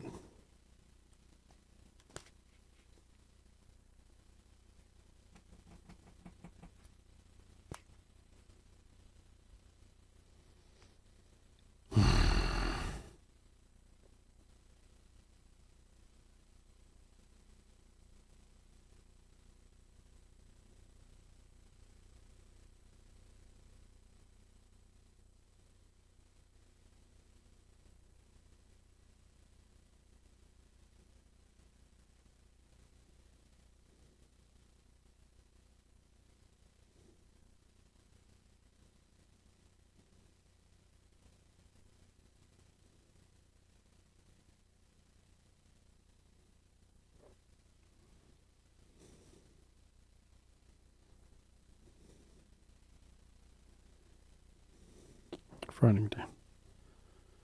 Structure. Data conversion has not supported string.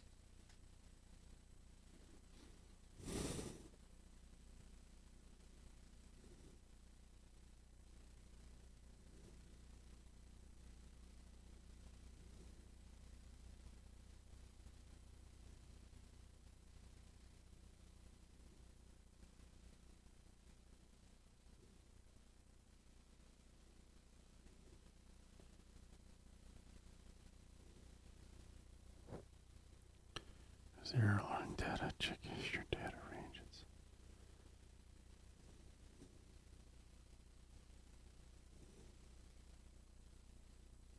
Let's get this price, spot price of gold in USD is by using the following formula in D15.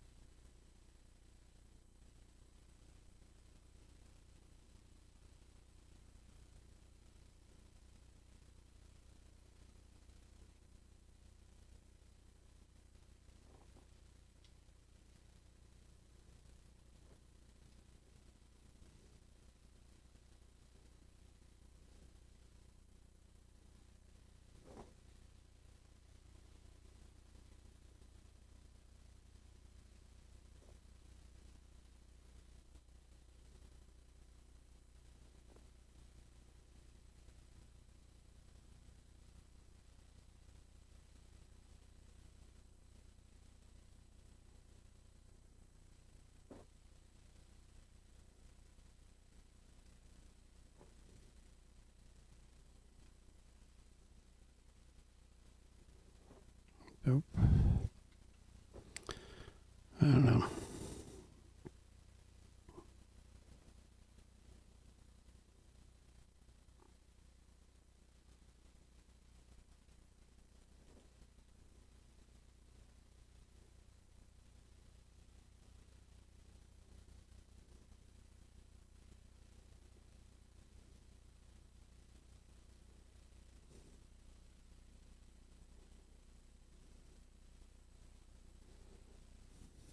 Not supported.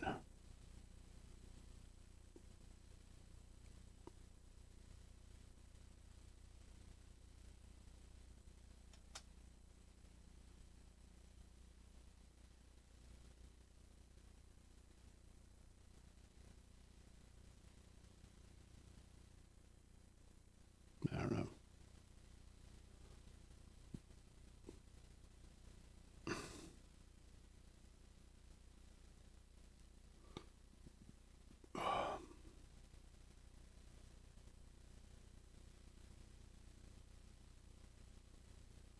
And I can check meetings.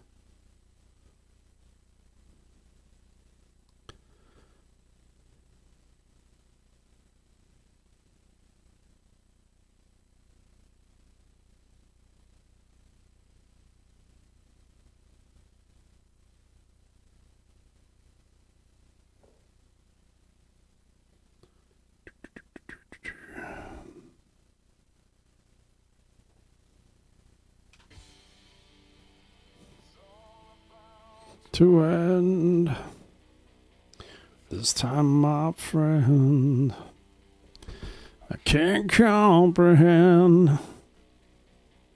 It's all pretend.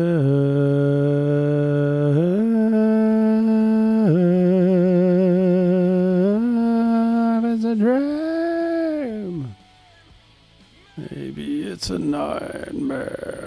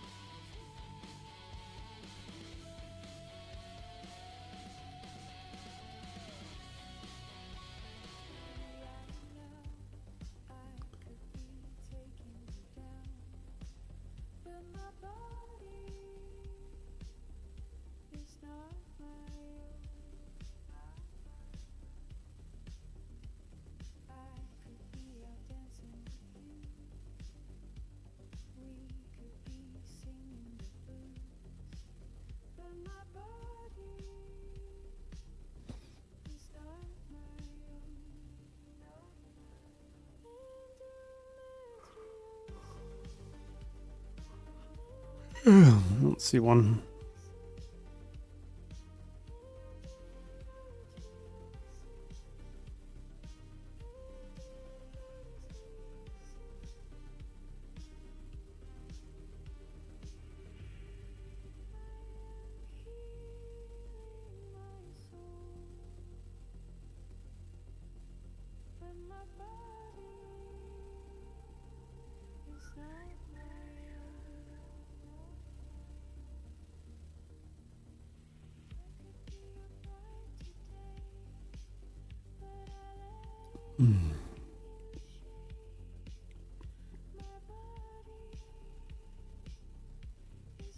Let's see.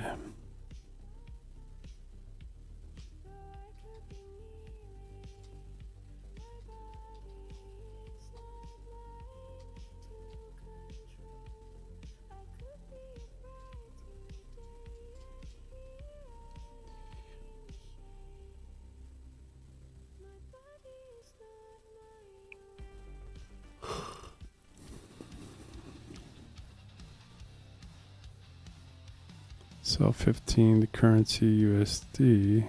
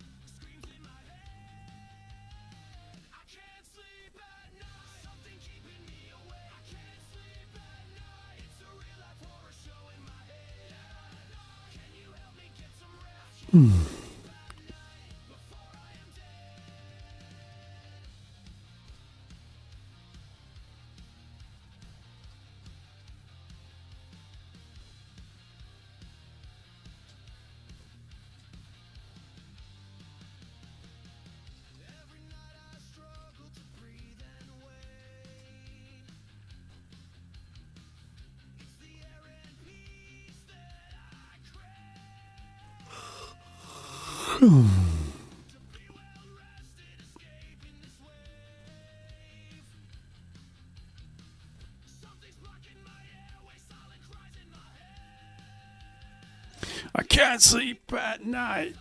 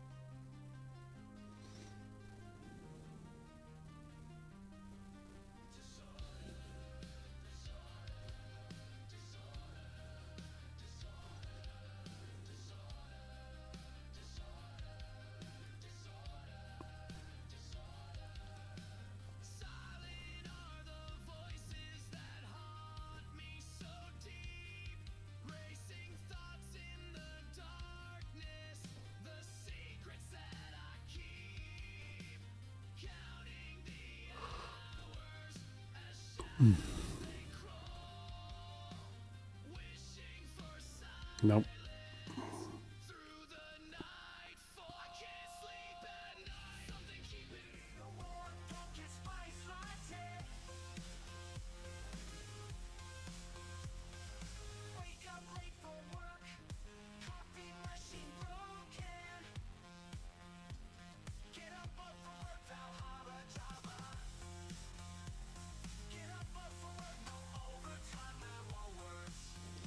See, it's just saying 4605. Oh, all right. It's like $4,000 for a. Pretty sure it's $4,000 per ounce. How much for a ounce of oat?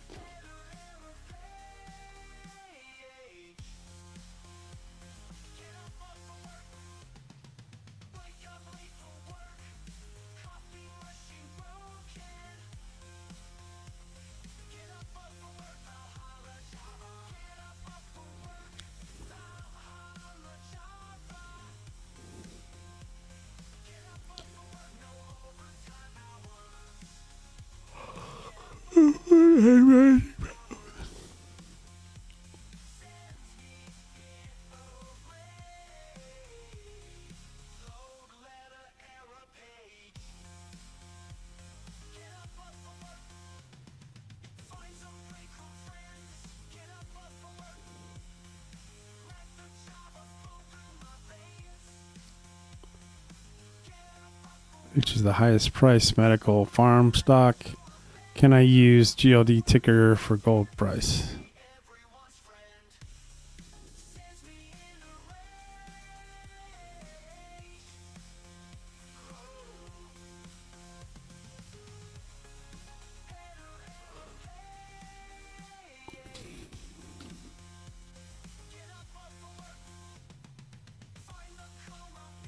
It's the same.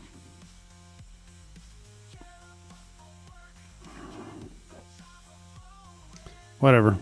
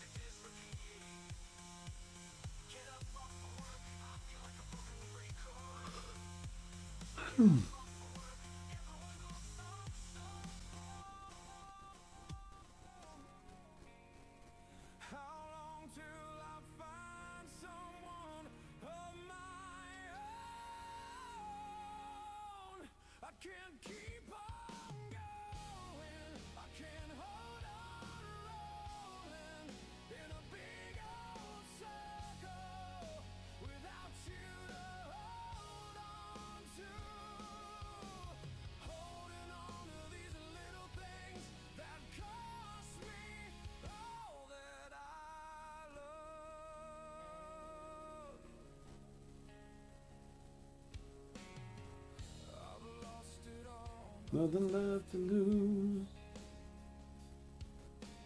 The dreams I had now shattered, broken and bruised.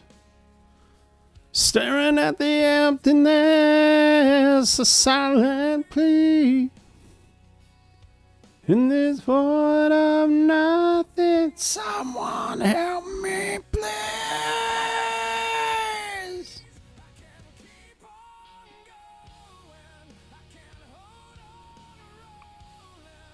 In a big circle, without you to hold on to.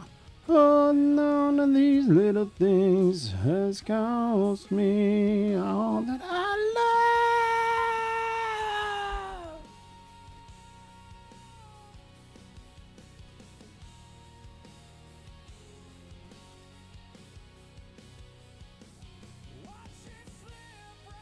Through my hands, lost in time.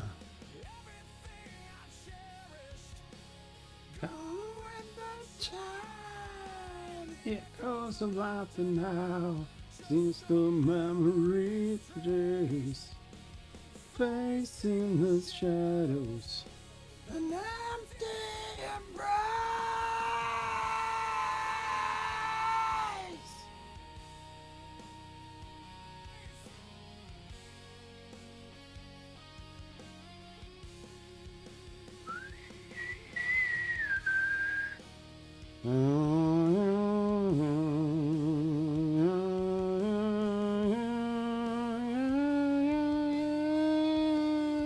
I just keep on going.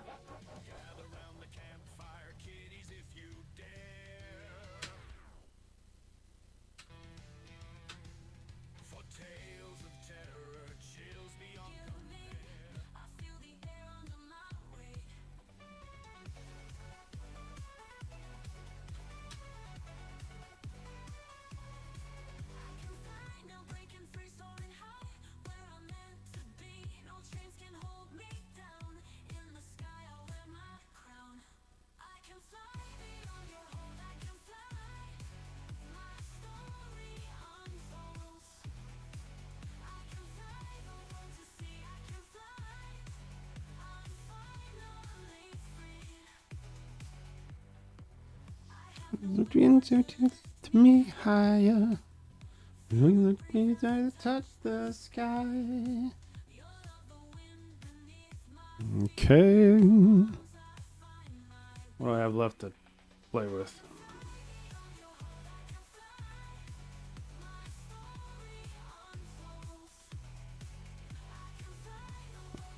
I'm gonna try this Novo. I got Novo. Let's see, I got Novo.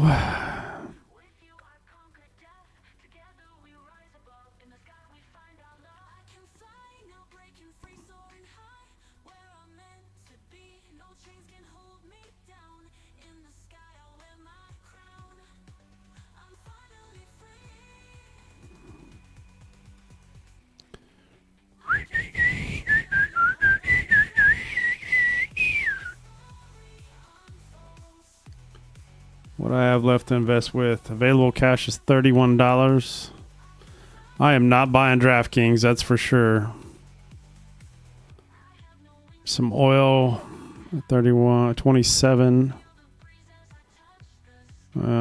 XRP.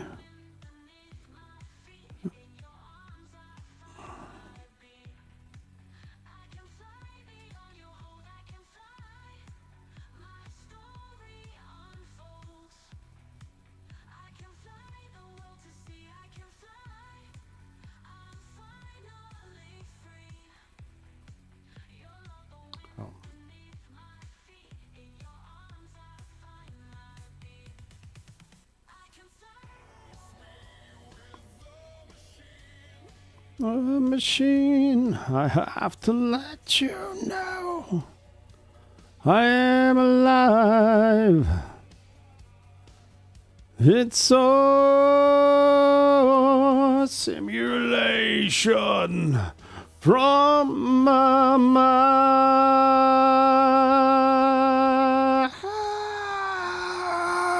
Mama machine. I am clean, mama machine. Seems to be mama machine. Over you, mama machine. You're human too. Okay, so I have some of this. Yeah. I have some of this. Yeah. Kind. It's time to pass on through the same way you always do.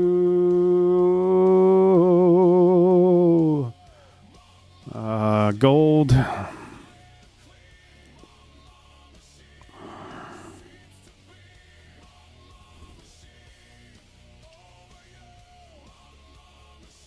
QUI. This.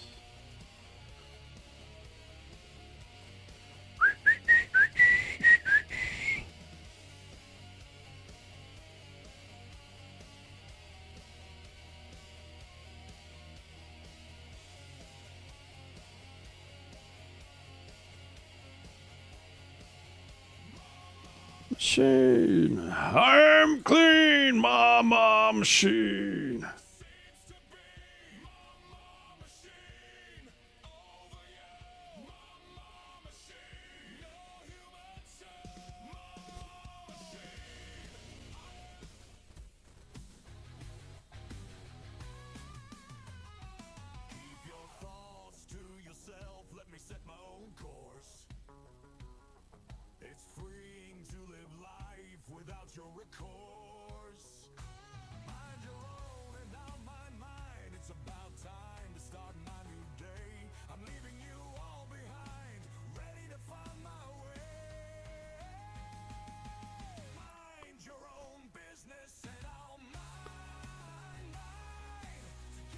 We can live to separate at the same time in this vast world. There's plenty to find. Mind your own business and I mind mine.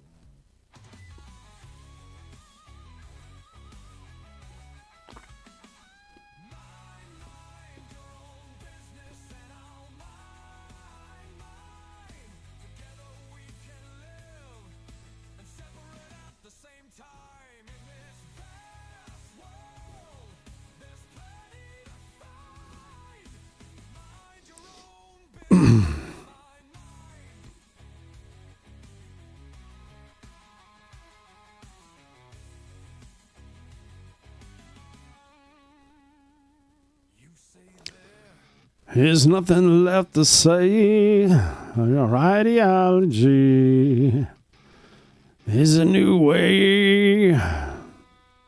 Chaos, the youth thing too.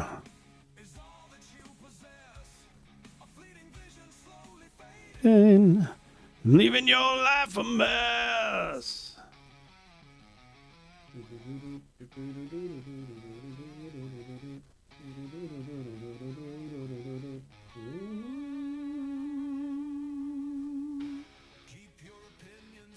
Self, I'll bound my own way.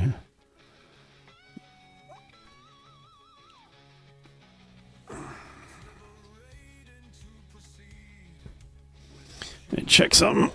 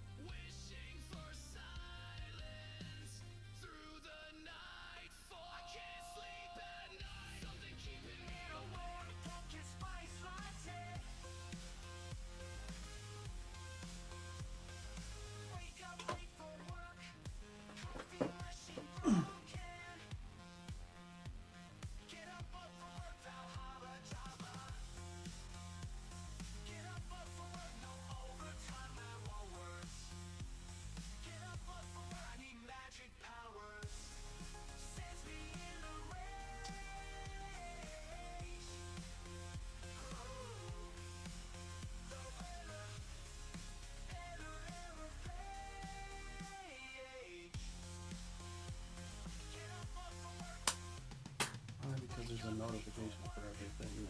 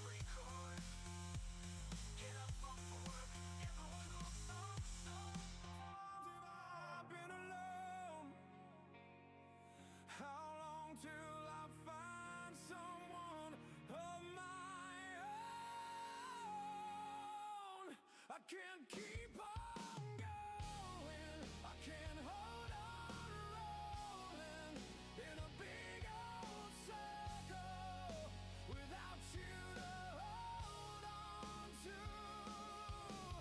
Holding on to these little things that cost me all that I love.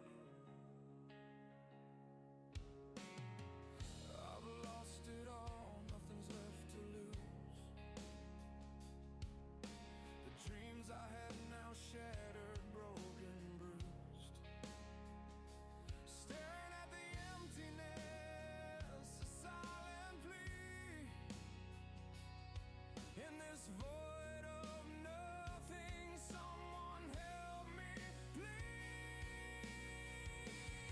I can't keep on going. I can't hold on rolling in a big old circle without you to hold on to.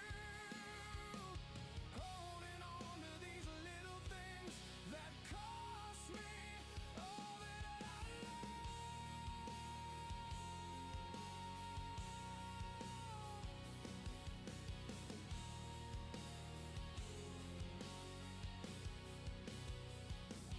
Watch it slip right through my hands, lost in time. Everything I cherished, gone with the chime. The echoes of laughter now, just some memories trace. Facing the shadows, an empty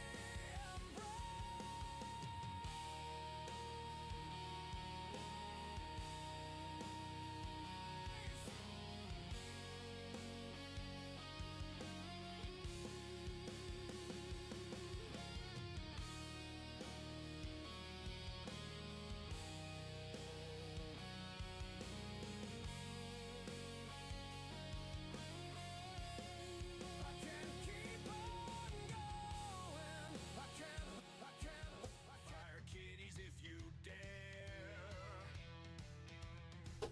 For tales of terror, chills beyond compare. He's here to Spin a yarn for a good time. Let's see. Oh, Joe, the harbor host with the eerie glow. A Legion. NVIDIA.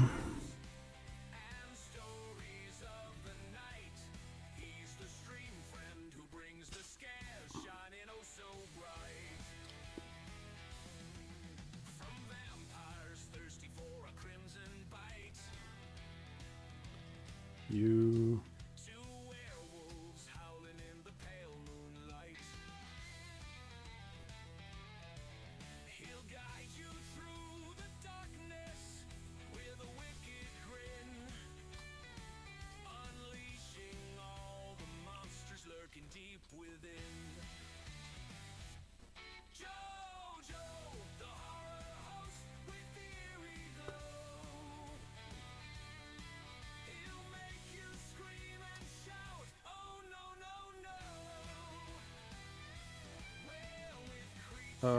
Wait, did I get Citibank already? Yeah. Already got Citibank.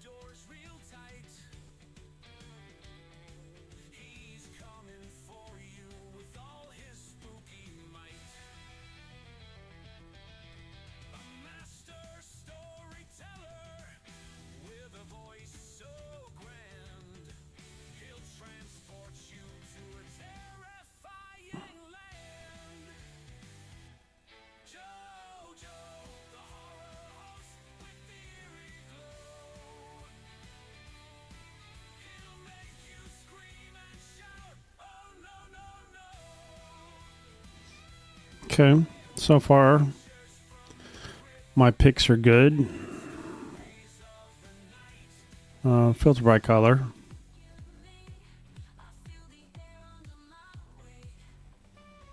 Got one sell, and that is gold.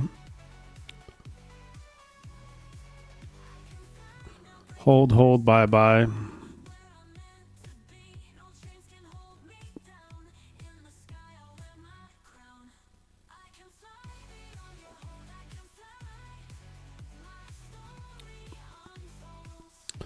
So far, so good.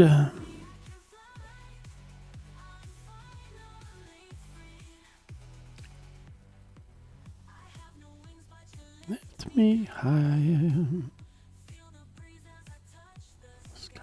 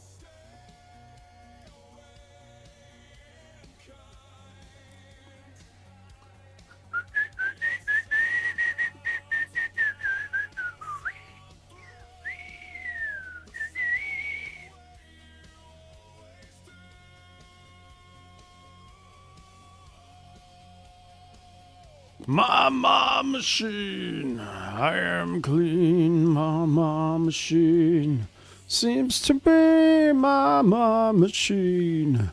Over you, mama machine, you're human too.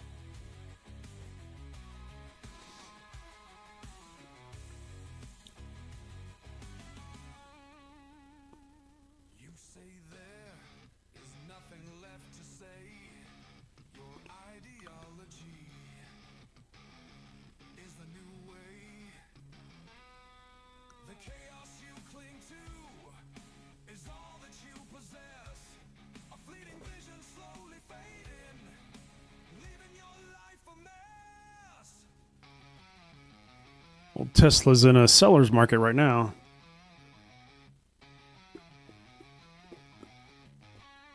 I have faith in the company. Just wonder what it's still $365 a share, so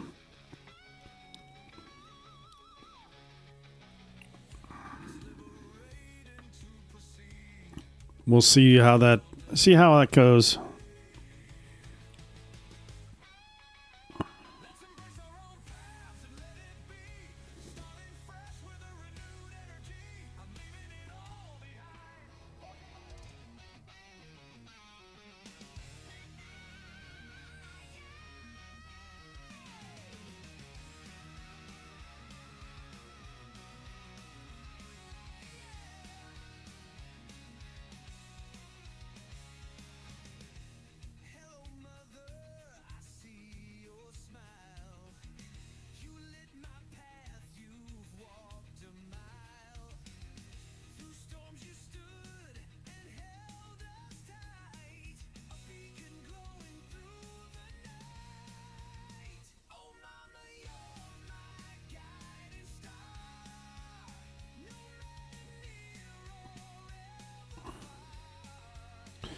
The official Trump coin, which is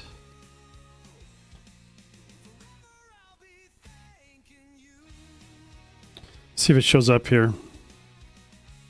Okay.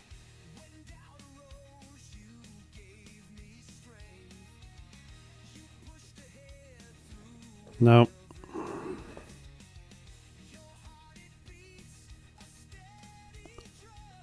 No. None like Trump.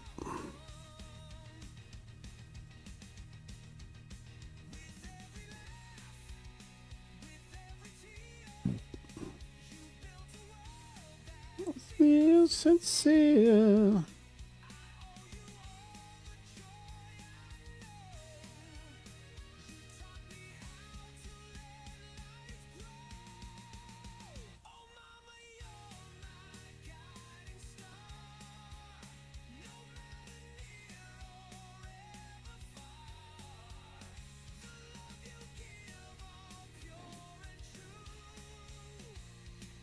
Together I'll be thanking you. Yeah.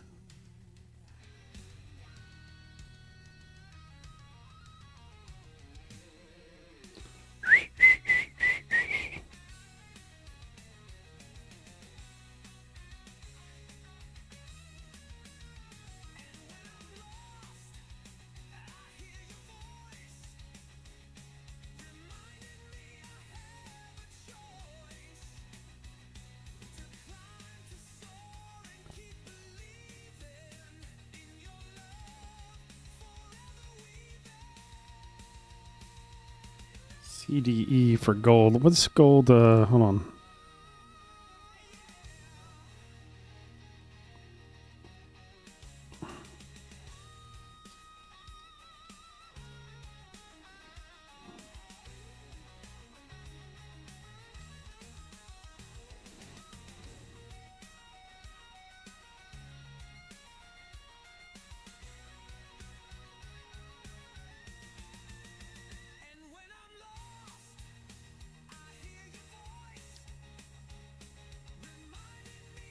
Have a choice.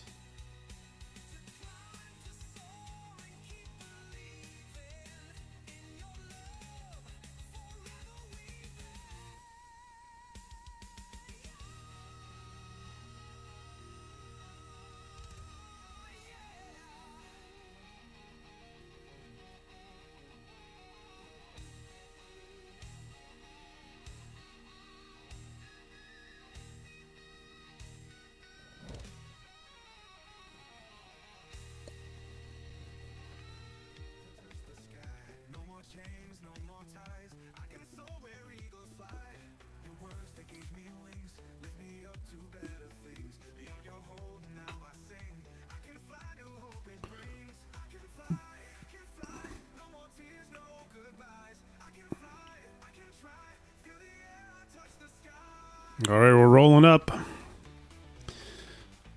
I'm about ready to cut the stream. Let's see.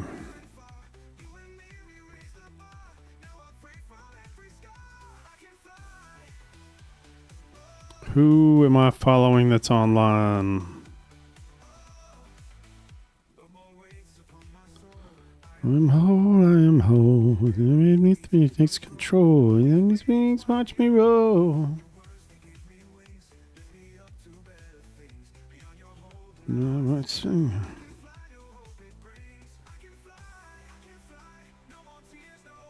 Calvin is on.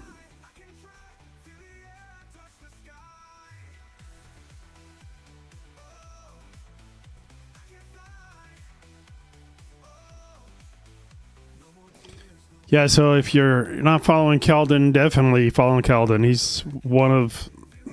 Dude, like, made me cry the other day. He sings so good. And that's a man cry. So, gonna go raid Keldon. Enjoy. He's truly one of Twitch's treasures.